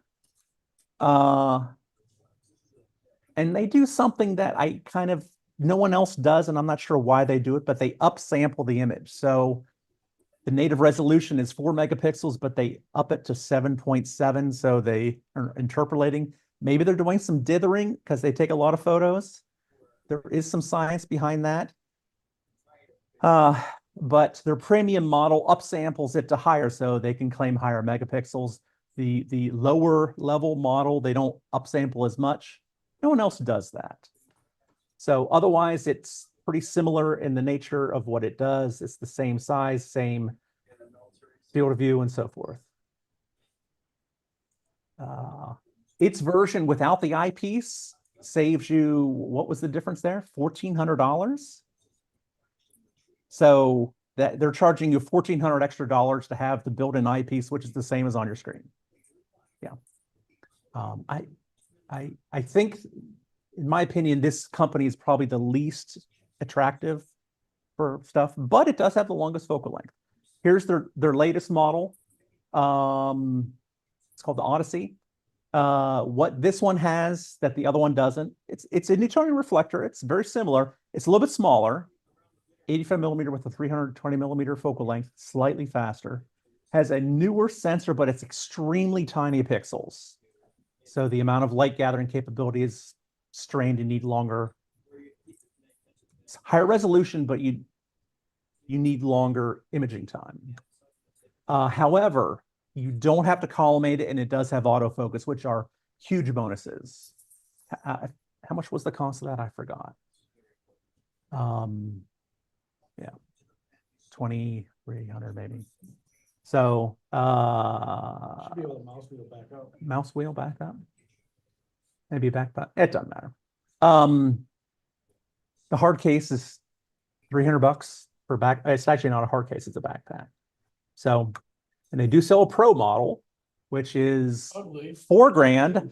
Or if you want it to be red, I showed the red version. Oh, okay. That's $500. So this is kind of like an Apple type thing, industrial design.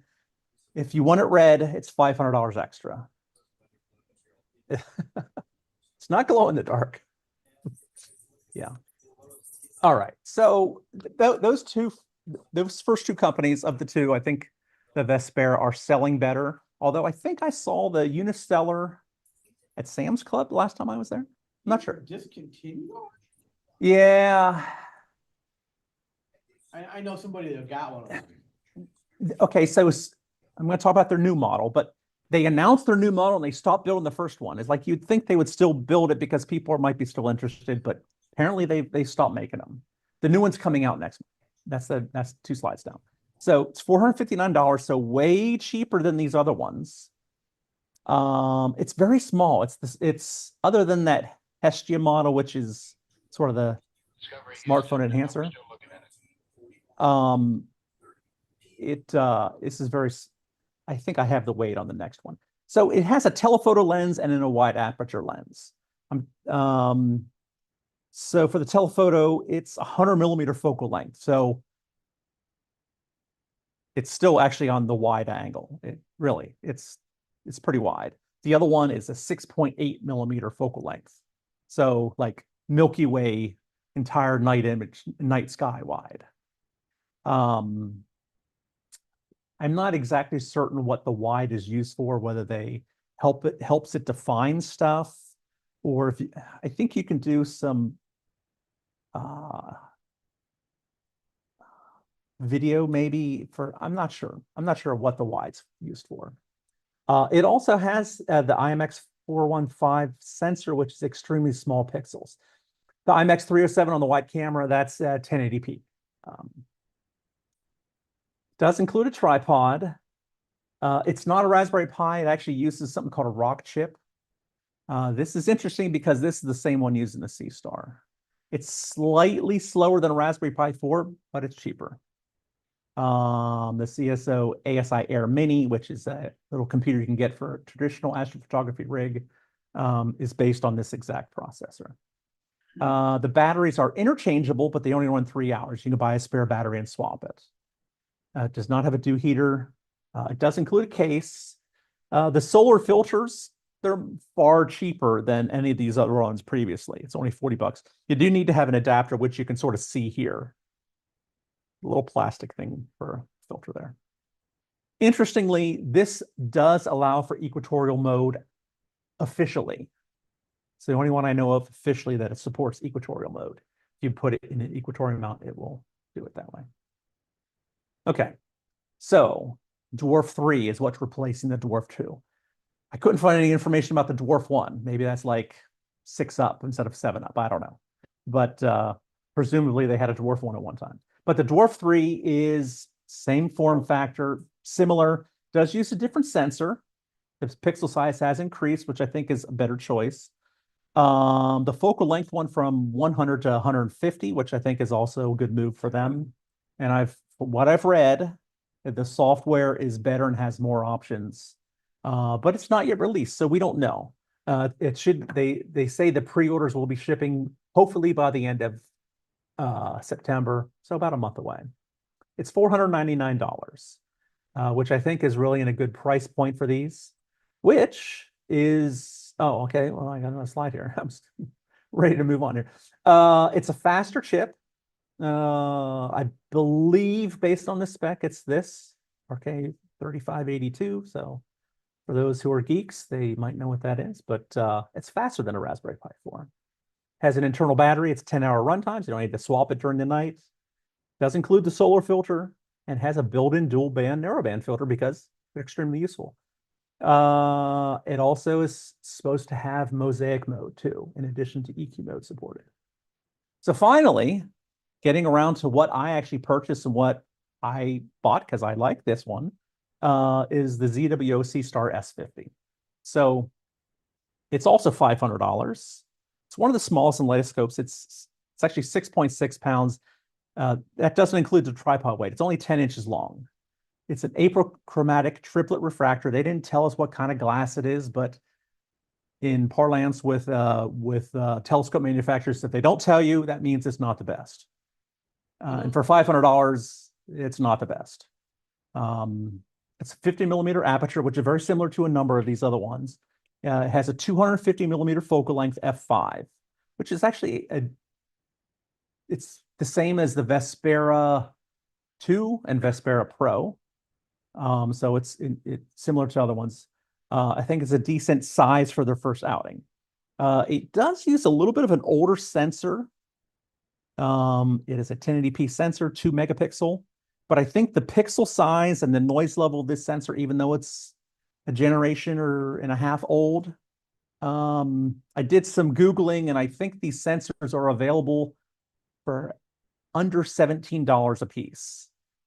Likewise, I think the $17 a piece is why they chose this sensor versus one of the newer ones that are much more expensive because they're trying to hit a price point of $499, which I'll talk a little bit more about that later too.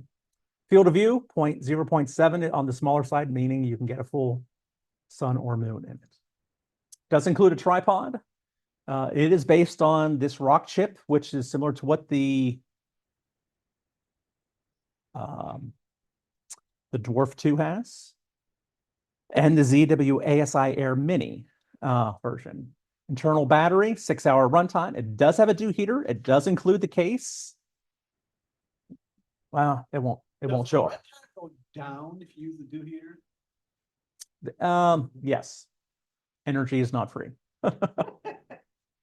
I haven't noticed. People add a little, I mean, it's just USB-C power. So if you just have a little battery pack and just let a cable to it, you can, have a much longer runtime. It does have a solar filter. It does have a case. It does have a dual band narrowband filter built in, but it doesn't offer a general purpose light pollution filter, but you can add one. In fact, I'll get to that a little bit later. I didn't list it here, but the dual band narrowband filters, for those who care, the width of the narrowband is not very tight. On the H alpha, it is 30 nanometers, and on the O3, it's 20 nanometers. So typically what people would spend money, and you can spend hundreds and hundreds of dollars on narrowband filters. I have a narrowband filter that was a $400 filter, so almost as much as this. It's a 3 nanometer. So if you want really tight, but once again, considering it's alt-az and it takes short images, having it tight might be difficult for them to align stars because you'd be blocking out most of the stars. This is also another one that just came out, talked slightly earlier, August 2024. So it came out this month. I've seen one YouTube video on it. When they announced it back earlier in the year, I was like, that's pretty interesting. I don't like the price. It's $4,000. What I do like is the fast optics. So it's a Rowe Ackerman Schmidt astrograph, and Celestron sells Rasas in various sizes. One thing interesting is they don't sell a 6-inch Rasa. So this is, maybe they'll sell this separately, not as a smart telescope for those who want to use it. I don't know. They do have an 8, a 10, and what they call the Rasa 36 in metric, essentially the 14-inch. They get very expensive. I think the 36 is 14 grand just for the optical system. So not 36, 360 millimeters. 152 millimeter aperture, 6-inch, 335 millimeter focal length, which is sort of in between some of these other ones, but that fast f2.2. You can't see here, but the camera module is up in here inside the dew shield. So it does have a dew shield. It also has a dew heater built in. The sensor is not a 16:9 ratio. It's an older 4:3 sensor. That sensor's been around for about 5 years. It is a little bit higher megapixel. Its pixels are a little bit smaller than the typical 2.9, but the faster the focal ratio, the more light you can get in, so smaller pixels aren't an issue. So it does have some pretty good resolution. It's actually, like I said, the fastest of all of them. It does require collimation due to the nature of it. From what I've read, someone said that they transported it a number of times. Once they set it the first time, it didn't go out. So that remains to be seen how often you're going to have to reset that. So it's actually based on physically a Raspberry Pi 4B exactly. That it's not just the chip, it's the actual module built inside. 64 gigs of memory, so it's a decent amount of storage. 6-hour runtime. Does have a dew heater. It's the only one I noticed that had a temperature sensor. And Bob, talking about your question there, they only turn on the dew heater if the temperature says that they can measure the dew point essentially. So they don't want to waste the energy. The larger the size, larger the aperture, the more that dew heater matters. So 6-inch would take up a lot more energy than a 50 millimeter refractor. At this price, I really think they should have included the hard case, but it's 140 extra.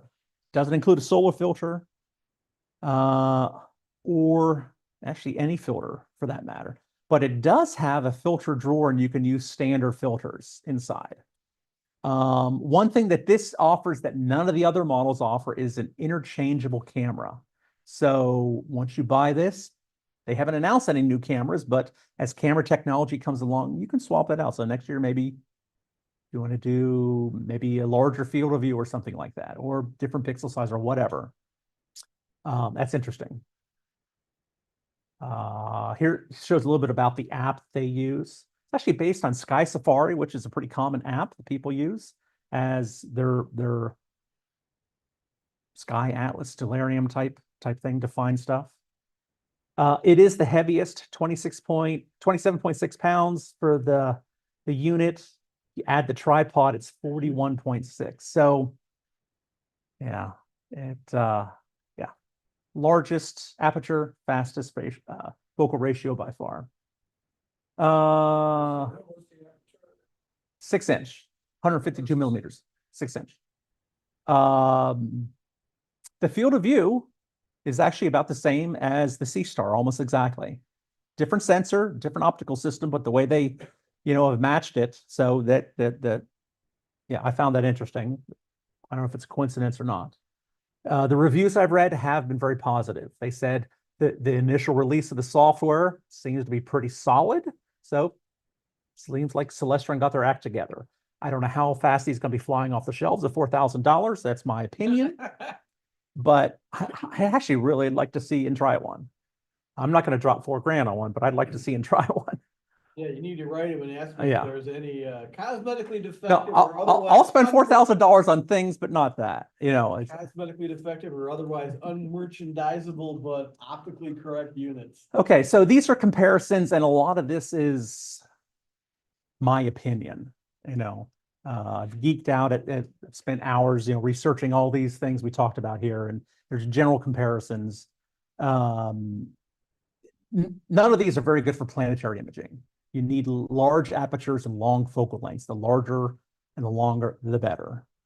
That being said, the Unistellar, those models have a 450 millimeter focal length, so those are probably the best. I have a couple examples of photos later, so you can sort of see what it is. However, that doesn't stop people from taking pictures of the planets. I've seen pictures of everything but Mercury with the Seestar. And I have some examples here. So I haven't done it myself. The EV scope unistellar models that have that eyepiece, they say it's laggy. Some people seem to like it. I think it's a big waste of money because it can be very expensive. But for outreach, some people might think looking through the telescope, even though you're not looking through it, might mean something. I don't know. I don't think it's worth it. And they sell the models without. So yeah. The earlier models required collimation. I don't like that. And I certainly don't like manual focusing. Their newer models don't do that. And I think they're a lot better based on those alone. Here I say the Odyssey is probably the only one worth considering. And it's not as expensive. Oh, but not the Pro model. It's certainly not the red model for 4,500. The Vesperas, they were the first models on the market, and they seem to have a lot of people who've bought them. I've not seen one in person. The only two I've seen is the Dwarf and the Seestar. A couple months ago at the Stargate, we had 3 Seestars on the field at once, which is interesting. 3 different people brought them. So I brought mine and 2 others. But the Vesperas here, the mosaic mode seems to work pretty well. They had some initial bugs in their software, but it seems like things are working well. People have been enjoying the newer models. The Vespera Pro, I think with the smaller pixels, I think the 2-inch aperture is a little too small, that 50 millimeter scope. If that was a 60 or 70, it would be better. I've done some math here. Others have done some math that I've stolen here. To show it takes a lot of imaging time to get a good photo of the Pro. So yeah, Vespera 2 is probably their best choice right now. It's about triple the price of the Seestar though. Yeah, so I don't think it's maybe a good value. The Dwarfs are about the same price as the Seestar, but they're very wide field of view. Some people might like that. I think it's too wide for what I want to do. Their new model seems to have some interesting things in the software. I don't know much about it. They're not yet released, so we'll see.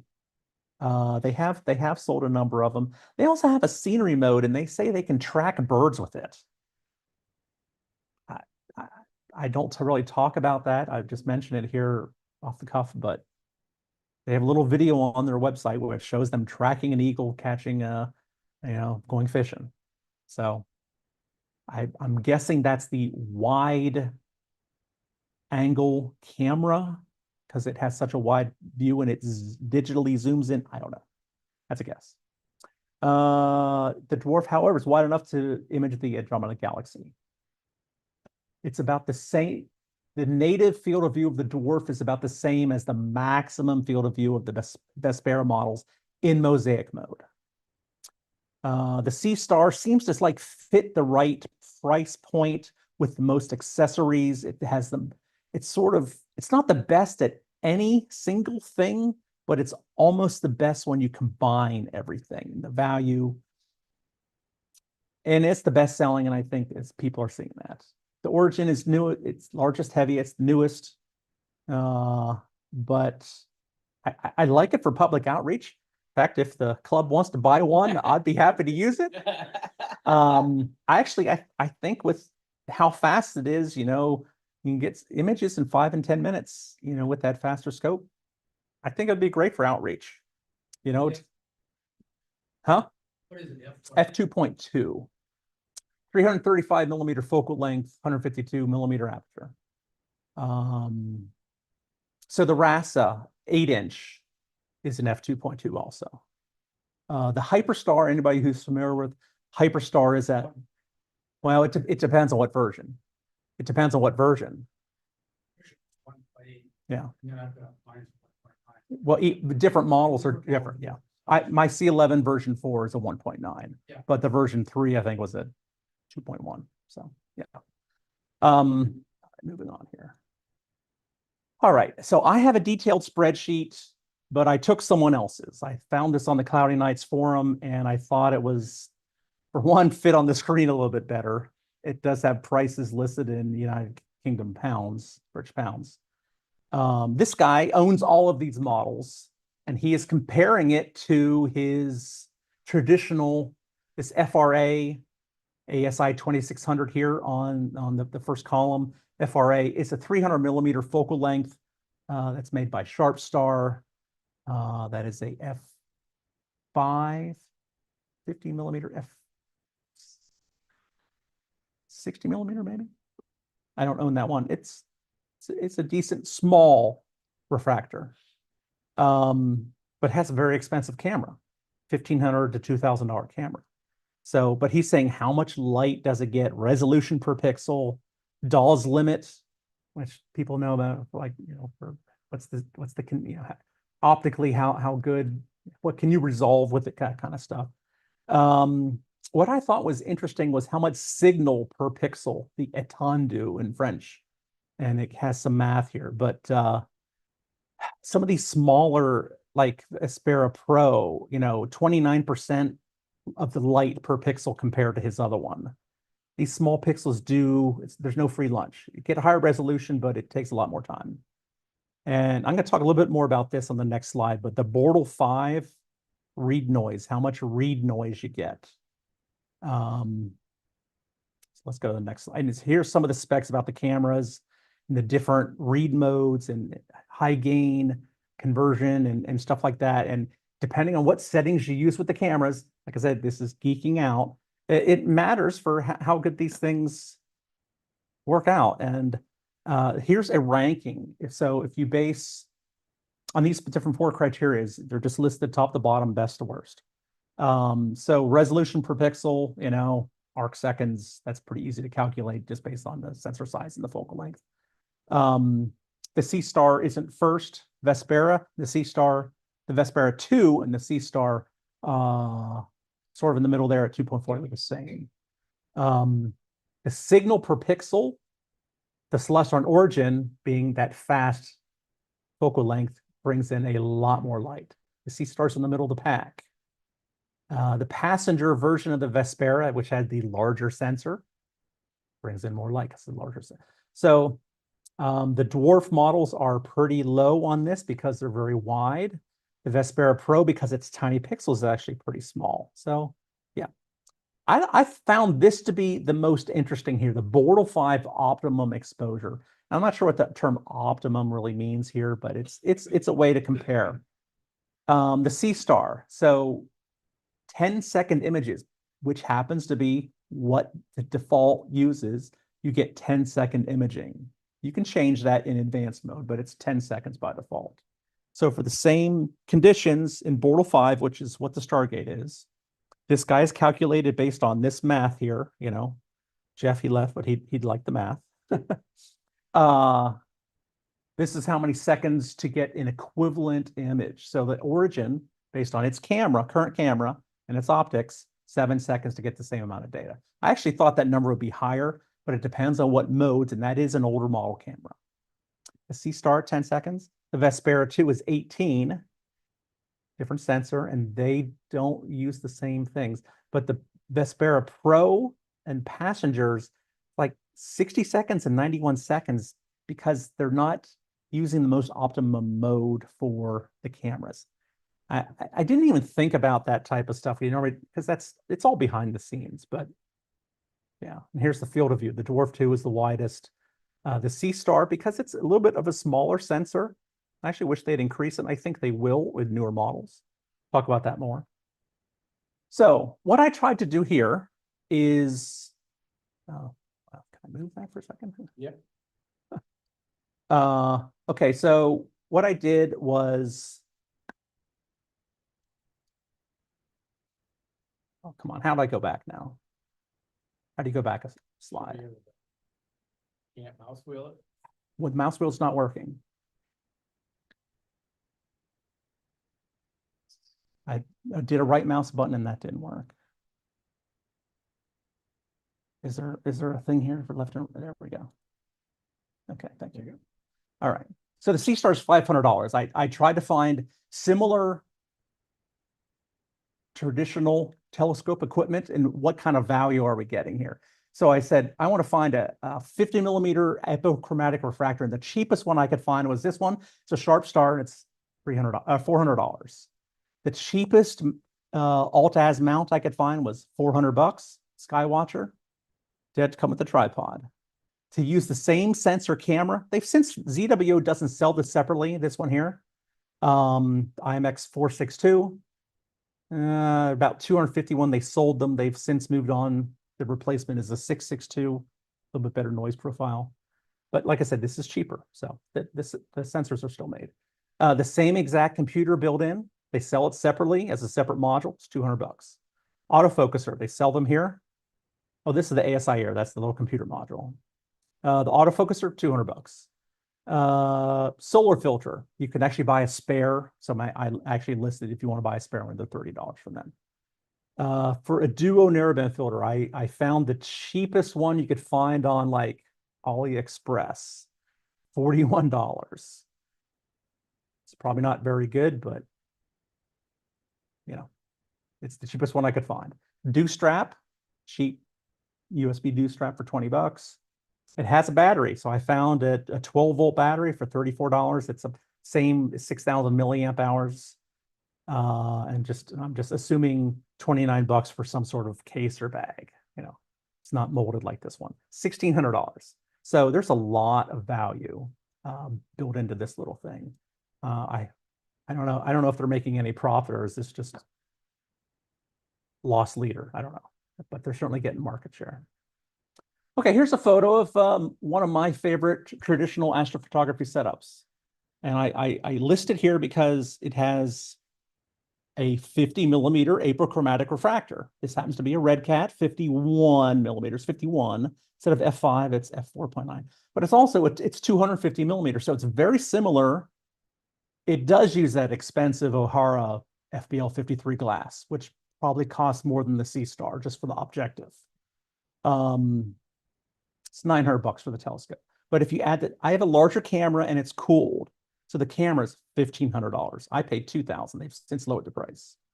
The mount, it's an equatorial mount. So that's not apples to apples, but this is what a traditional astrophotography setup is going to cost you. It's over $5,000. So a lot of people really hesitate to get into astrophotography because there's a significant amount of outlay, and it doesn't have all the automated stuff. I use ASI Air, and there's a lot of similarities, but it's not as easy. So I was hoping to do a live demonstration, but I don't have enough time, and I didn't know how to link it in with the YouTube and everything. So I'm just going to show you some screens. So this is what the software looks like. Here's the main image here. You can open and close this little imaging arm, which rotates up, and then the thing spins around the base.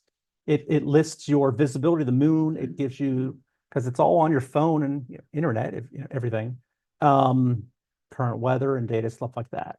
You can different mode buttons here: stargazing, solar system, scenery mode.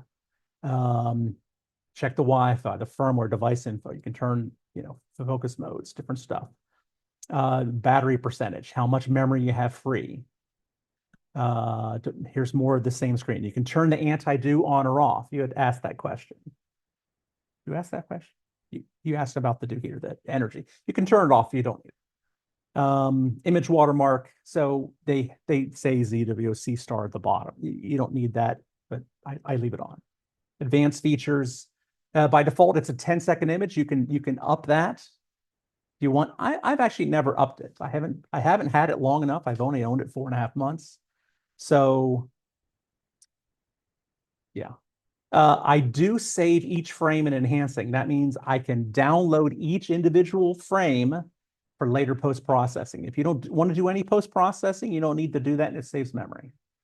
But for those who want to do post-processing, it's actually pretty easy and easier than some of the other ones to extract the data. You're playing through in it. Absolutely, and I'm going to talk about that. I actually stack my photos internally to the Seestar, use its own processor. I look at all the photos like junk.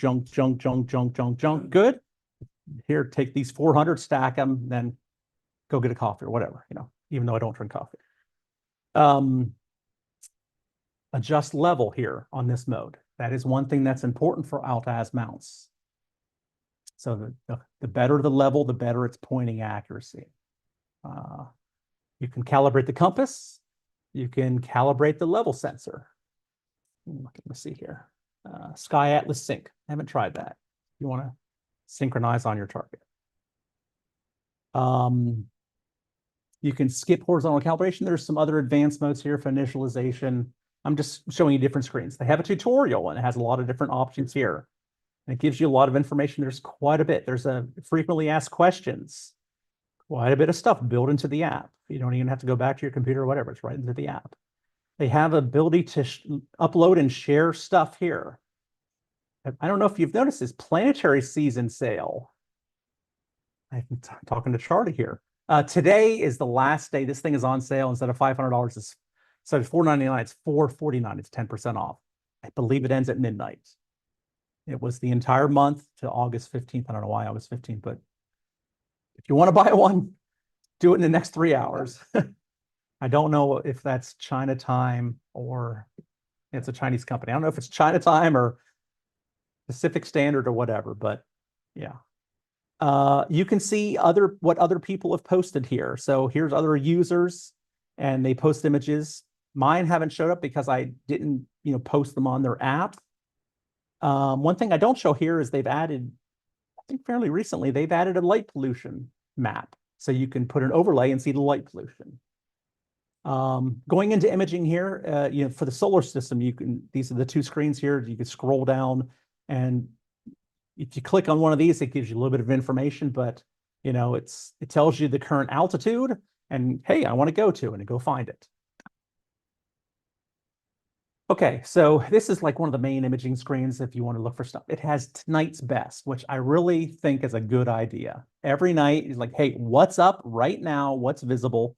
Assuming you have unobstructed view of the sky, of course, but from your area based on your GPS coordinates and time. What's the brightest and best objects? See this little symbol here? This little green thing, it might be a little hard to see there, but when you see that little thing, that means they recommend turning on the dual band filter for nebulas. So M16 emission nebula, M17 emission nebula, those things are good to turn the filter on. If it's a broadband target like a galaxy or a globular cluster, you don't want the narrowband filter. I don't know if it turns on automatically or not. They just updated the software actually this week, 2.0. So there's some new stuff here. Galaxies, nebulas, say cluster, I said oyster. Planetary mode comets. You look for Messier objects, IC type stuff. what's that? International Catalog. I'm not even sure what that stands for. New General Catalog, NGC, SH2 sharp lists. You can do name stars. You can add your own custom stuff. So if there's something new that comes out that's not in their database, you can add it. I've done that before for a comet that wasn't in the database. So not in the Seestar, but in the ASI Air, which has some similar software. So here, if you click on Andromeda, it gives you a little bit of information, locate target. You hit this red button and it goes and finds it. M16, I was just doing some M16 imaging. One thing interesting about this is at my house, I have many trees in my backyard. I've actually never imaged M16 for the number of years I've been doing astrophotography because it's so close to one of my trees. And with my wide camera, it would always be obscured by trees, even if M16 is visible between the trees. I have trees, which causes problem with guiding and also post-processing because it's so much of the field. But this has a much smaller field of view, even if this, smaller sensor, and I've been able to image it. Now I only get like 10 or 11 minutes per day, but I've done, or per night. I've done 4 nights. I got 46 minutes, and I got to date my best image of M16, which I'll show you later. So here's I call it the planetarium type software, but this, you just sort of scroll around. You can choose your target, or you can go up here and do find and hit objects and search for something. Hey, I want to find SH2-123, whatever, and it'll find it. Use the compass like other stellarium type apps. Turn the grid off. You can zoom in, pinch to zoom, or whatever. Here it's seeing this is the field of view for M81 and M82, common in the northern sky, big galaxies up year round. Okay, so for M16, I recently imaged this. So this is sort of a wide field of view. This is where it is in the sky. I'm zooming in to find it, and then I say go to, hit the little go to button down here. So this blue thing is the reticle of where it is, and this is my target. So as it zooms close, that blue image goes up and finds it, and it'll stop, and it'll go right over the red and then it'll take a photo. It does what they call plate solve. And it'll take an image and then it'll compare it to its internal database. Like, okay, I'm not quite there. I'm a little bit off. It normally doesn't find it on the first try. Depends on how close you are, but normally it takes 2 tries. That's the nature of the beast for plate solving. But it finds it's like I'm a little bit off, and then it readjusts. It's seconds. It takes seconds to do this very quickly. Deep sky stacking. So it does live stacking. But I actually think if you go back after the session, get rid of the junk files, anything with tree limbs or clouds or Starlink constellations or whatever, jet planes, UFOs, whatever. I go through and I stack them like the next morning. I run this thing all night, do a couple of targets early in the evening when I'm awake, and then I just find one target and just let it run for the rest of the night. In the morning, I see what I got. I do some stacking. It's a little slow because it's an embedded computer. It's not a 20 processor Intel i9 or whatever. It's an embedded computer. So let's say stacking 400 images takes about an hour. And then I turn it off, put the cover on, and wait for the next clear night. Here's the screens of some of the stuff that I've done here. I've owned it 4.5 months. I've imaged 45 targets in 4.5 months in Michigan skies and a little bit in Texas. Well, just the sun in Texas. So, oh, by the way, you can take it on a plane. It's that small and the battery isn't a problem. So I've imaged with this more than almost anything else. And I do it differently than I do with my traditional setup. I don't spend as much time post-processing. It's more for discovery, more for quick and dirty imaging, I guess. I don't like to spend more than 10 minutes processing a photo. Whereas I've spent hours upon hours processing my other stuff, where I might do one image every couple of months, because I want to get 12 to 20 hours worth of data to get really deep, detailed image. In every detail, because just I'd want to get a great image. For this, it's different. I was like, oh, I just want to see something. So here's some actual photos that I took. M42, Orion Nebula, brightest nebula in the northern hemisphere. In 5 minutes, I took that image Look at the date on the bottom. What can you, I can't read that. I think it's April 4th. That's 4 hours after I opened the box. I got it that afternoon. It's like, oh, it's clear tonight. I'm going to play with this. And my first night, I imaged 4 different targets, just playing around, you know, learning and whatnot. But it's that easy to use. Now, I am an astrophotographer, so I have some experience, but it's that easy to use. I was very much on the fence whether I was going to get this. I at first thought they were kind of like a toy. It was like, oh, I have better astrophotography rigs. I have several of them and different focal lengths for different stuff and what. It's not a toy. It's a real telescope, and it appeals to a broad range of people, beginners and experts alike. I was surprised. I'm involved in an astrophotography group down in Plymouth, and 4 or 5 of the members of this astrophotography club have these things. Like, really? Like, you have a $20,000 setup and you bought one of these things? Like, yeah, I bought one of these things. So I bought one to take it for the eclipse. I took 4 imaging setups for the eclipse with me to Texas. I used one because of the rain. We had clouds and rain. I got 2 images with the Seestar until the rain came, and then I just put it away. So I didn't see any totality with it. We had ironically, very poor weather, but I went for the, you know, I thought it'd be better, but anyway, it wasn't than here. But that's a partial eclipse. I've seen local people who've taken animations where they just saw the moon going by for an animation. That's what I wanted, a time lapse. And there's modes built in for that. Time lapse, and it'll just do it. It's a little jittery, you know, and the sun rotates a little bit. You can see the sunspots rotate a little bit because of field rotation, but yeah. This is an image I took of the sun. I actually replaced the built-in filter and I put a white light filter from Bader. A little bit better. The filter it includes is a yellow light filter. It's a white light, but they've changed it to be yellow because it looks more realistic. I think this is slightly better, but yeah. And a picture of the moon. And these are all, this one here is right out of the camera, no post-processing. I think for the solar and lunar, you take a little video and you can sharpen it. They have some sharpening routines in there. Oh, did it again. All right.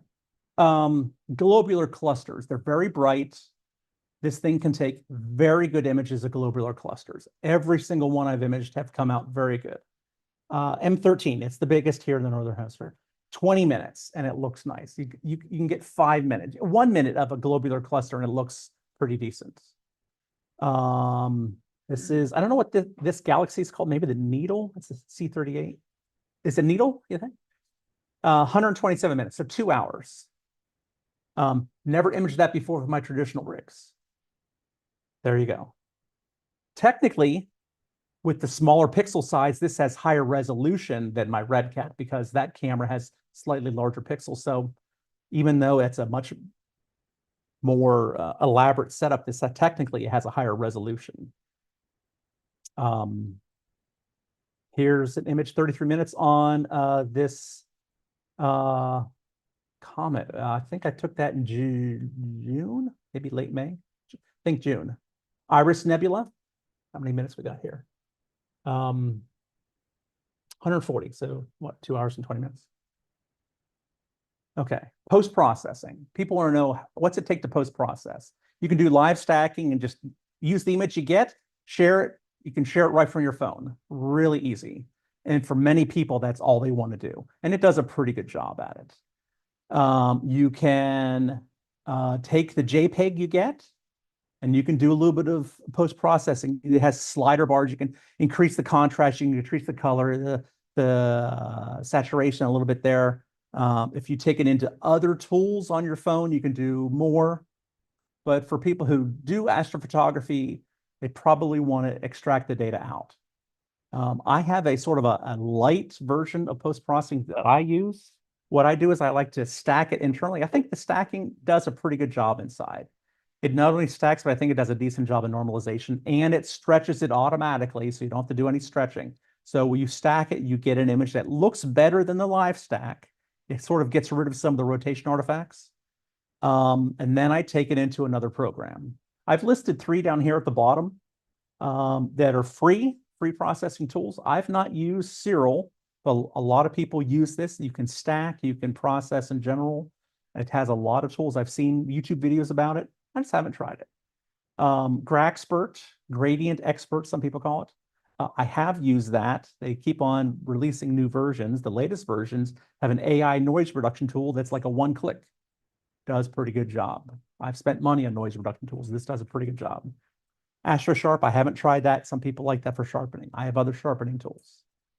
The processor inside the Seestar, like I said, it's embedded processor. It's slow. Sometimes it takes 10 minutes. Sometimes it takes 2 hours. It depends on how many images you're trying to stack. The workflow, I do it the day after before I shut it down. I stack it in the Seestar. I then take it into PixInsight with the program I use for my astrophotography. I run something called Blur Exterminator. It's an add-on, and Noise Exterminator. I think they're the best in the industry for enhancing images, getting rid of the noise. The field of views are pretty small. There's not a lot of gradients. A lot of times I don't even bother with getting rid of a gradient, especially if you crop in on something smaller.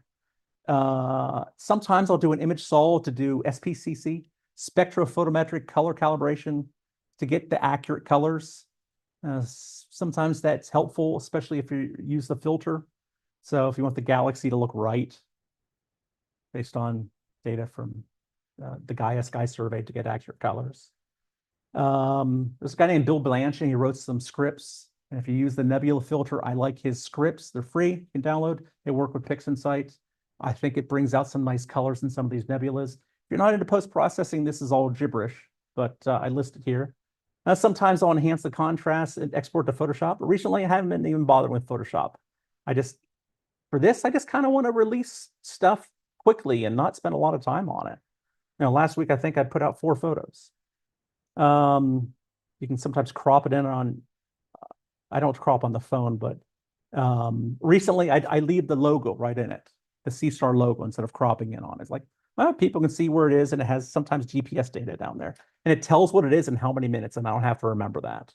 How many minutes of integration time do I get on this?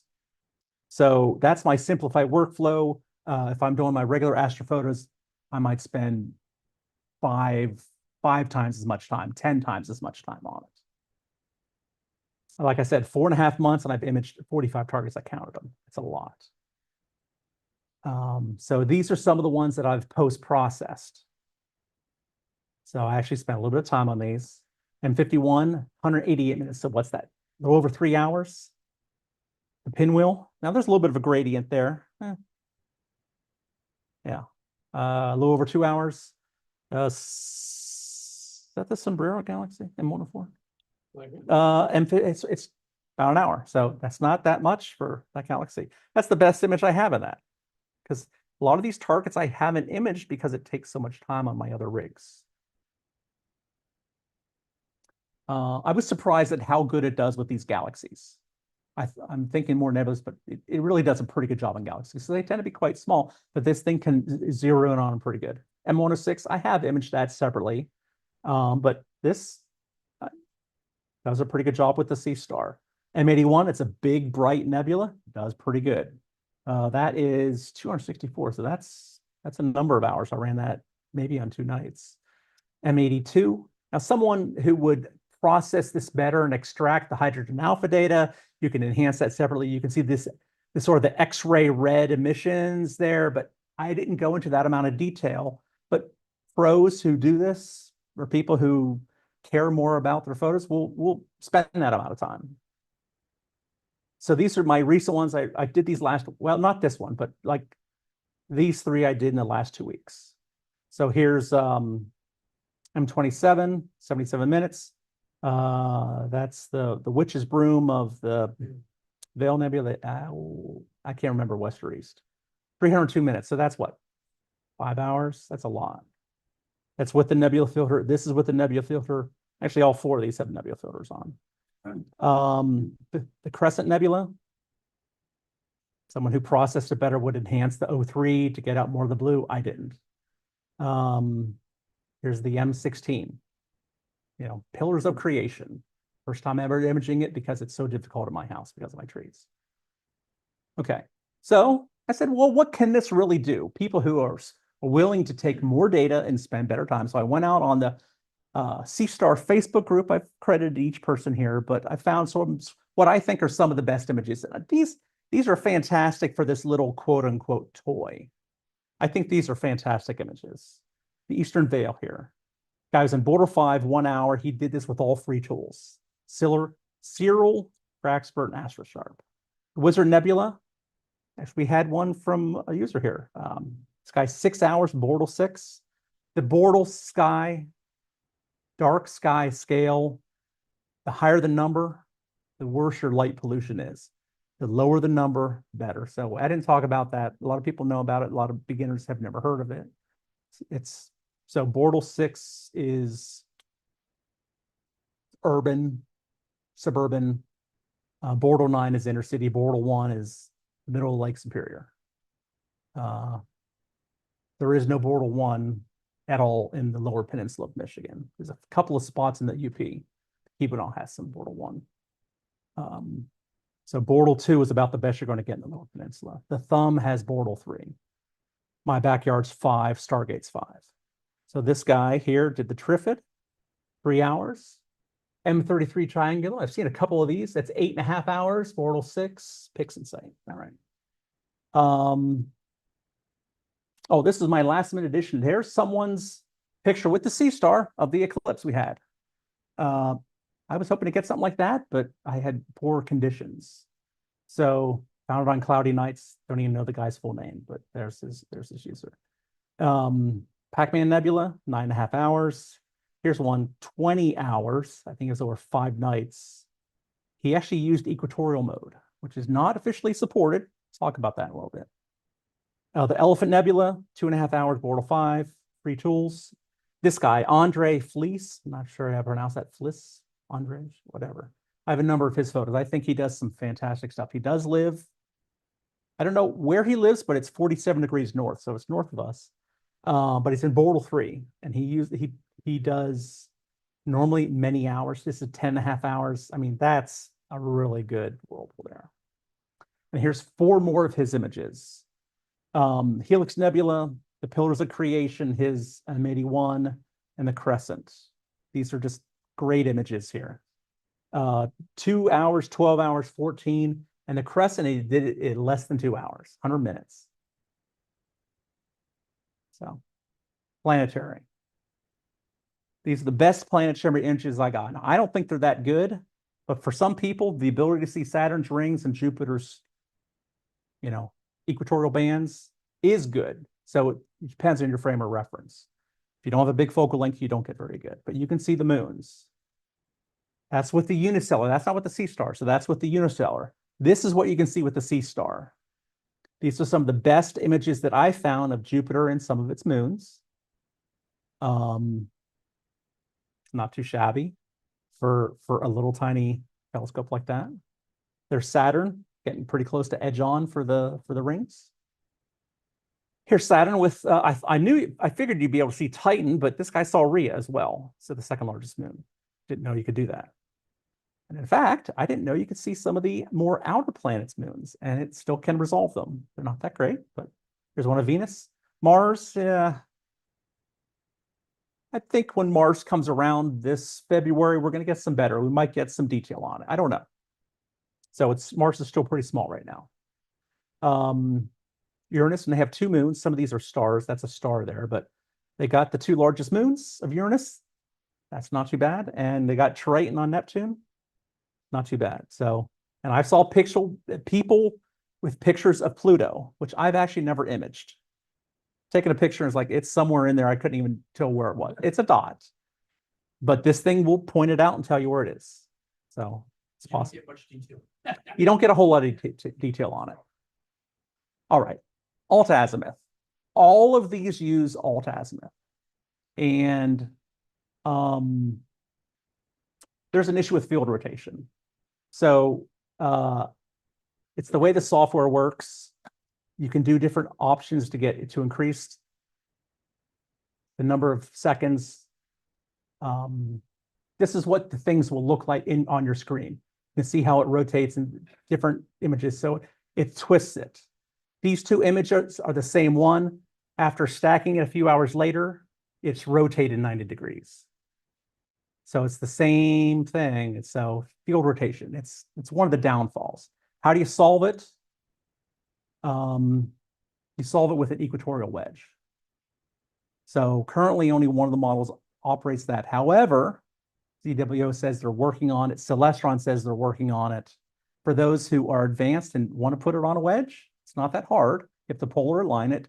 But suddenly if you solve the field rotation, instead of 10 seconds, you can go up to 20 and 30 seconds.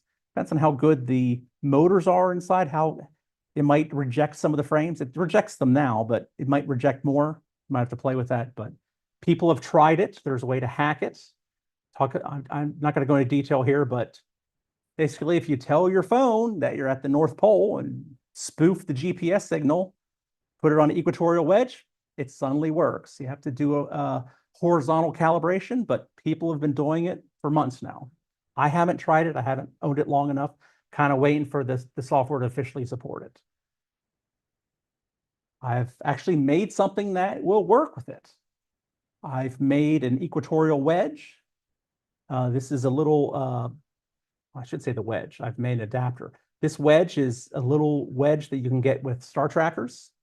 And I have a 3D printed adapter here. And this is just sitting on my countertop. It's over the center of gravity.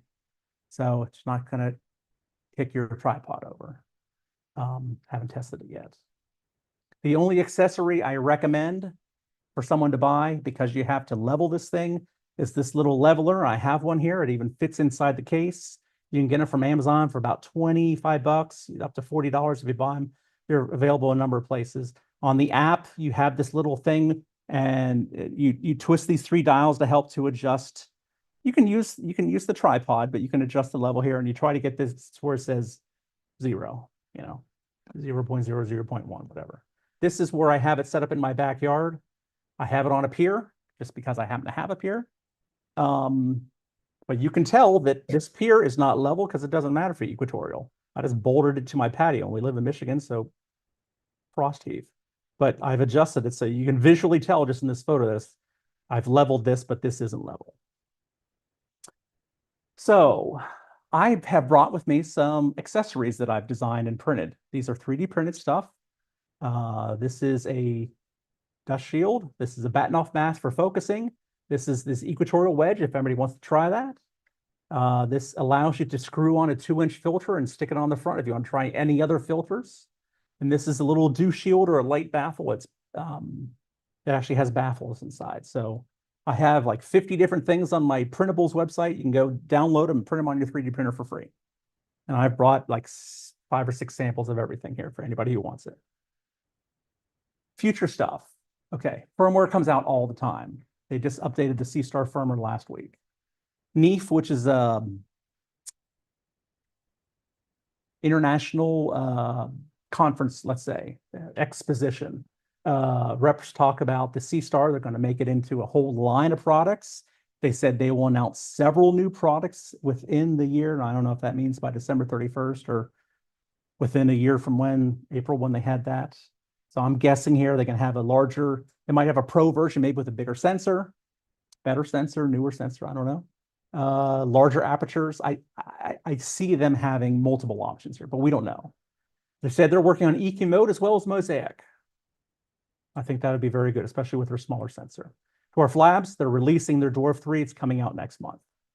Celestron has interchangeable cameras. They haven't announced any, but they're going to have those available at some point. Unistellar actually has a Kickstarter campaign for binoculars that if you look through them, they will tell you what you're looking at. Basically, it identifies. $1,200. I think Kickstarter, you can get it for $700. I think you're going to have more stuff come out on the market. Conclusions. I initially didn't want to buy this. My wife said, "Oh, don't get it. You don't want it. You're not going to use that." I thought it was a toy. I was way wrong. I'm continually amazed every time I use this at how easy it is to use and how actually good it turns out. I didn't even talk about it here, but I've seen people use these like in university settings for spectroscopy. real science, not just, fun and games. So when they first came out, they were announced for $400. And I was like, I'll wait and see. Yeah, I wish I bought it. I would have saved $100. I bought it for the eclipse. I took it with me. And we had rain, clouds, didn't work out, but yeah. I image it more than anything else. 45 targets. I've taken to the Stargate Observatory and plan to continue to do that. The best telescope is the one you use the most, and right now, that's it. I use that more than anything else. And if anybody's looking to get their first telescope, if you're not a pure visual photographer, I highly recommend it. It's a lot of fun. So, and I'm sorry for going over time. I prattle on a lot, but thanks for your indulgence. But hope you enjoyed the presentation. Is there any questions on the chat? Anybody questions here? One question about the color of some of those photographs, because I know the Seestar will receive some of the near infrared information. Okay. How can we interpret that extra information that isn't visible to us in the photographs? Is it doing some kind of color coding? Okay, so the 462 sensor that's in the Seestar is not that sensitive in the infrared. Newer sensors, some of the other ones are very sensitive in infrared. The IMX 676s in the Vespera Pro, for instance, is very sensitive. The 585 is sensitive. Some of these, I think, actually have UV-IR filters on them to get rid of that, because that can actually distort your image a little bit. If you image in infrared, sometimes that's helpful for like planetary imaging to cut through some of the seeing conditions, but there's pros and cons. Typically for my imaging, I actually want a filter to get rid of the infrared, unless I'm specifically imaging in infrared, like for a planet. Like if you want to see the methane clouds on Jupiter, you'd use infrared and a methane filter. That's true color. When we see the images coming out of it. If you're not using the nebula filter, that's true color. Now, any sensor is going to have a certain amount of color calibration, and they're all going to be off by a certain amount. And it's actually looking at the sky, it's hard to determine what's the correct color. I mentioned there something called SPCC. It's a routine running in PixInsight. They actually took a large sky survey to come up with what's real color. So if it matters, like for galaxies, if you want it to look right, if you want the blue to come out on M51, for instance, and the galaxy it's eating, the yellowish, you probably want to run it through that routine. It looks a little dull out of the camera. But in astrophotography, everybody's photo, you can give the same data to 10 people and you get 10 different photos, because everybody interprets and processes things a little bit different. And in some way, it's a little bit of artwork.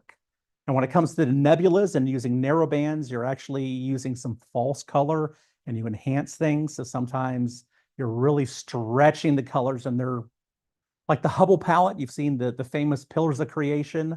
It's very greenish and bluish teal looking. And they're completely remapping the color scheme for that. That uses 3 narrow bands and then remaps them, S, H, and O.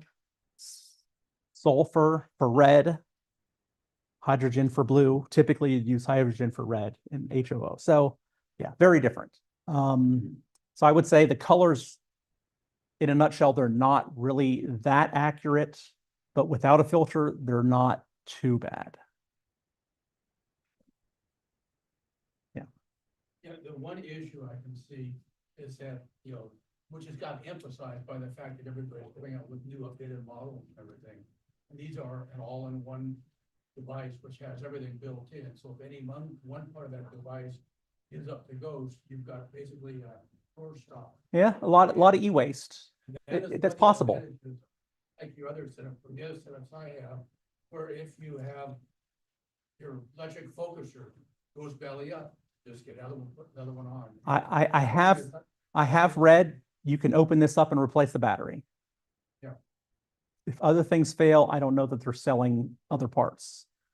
It's like both of those things, they're, it's use it until the planned obsolescence takes over. Well, the Celestron, theirs cost a little bit more. They have the interchangeable camera, so that's something that the cameras go obsolete faster than the optics. The motor's pretty robust on that. It's heavy, It's similar to their evolution mount. They actually say the tracking on that's a little bit better than these. These are just plastic gears and a little bit small motor. So, any questions online?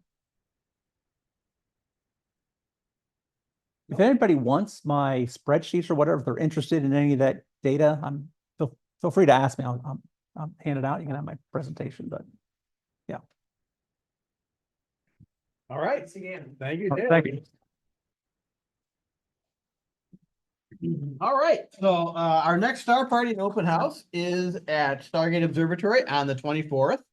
Our next board meeting is August 26th, that's 11 days.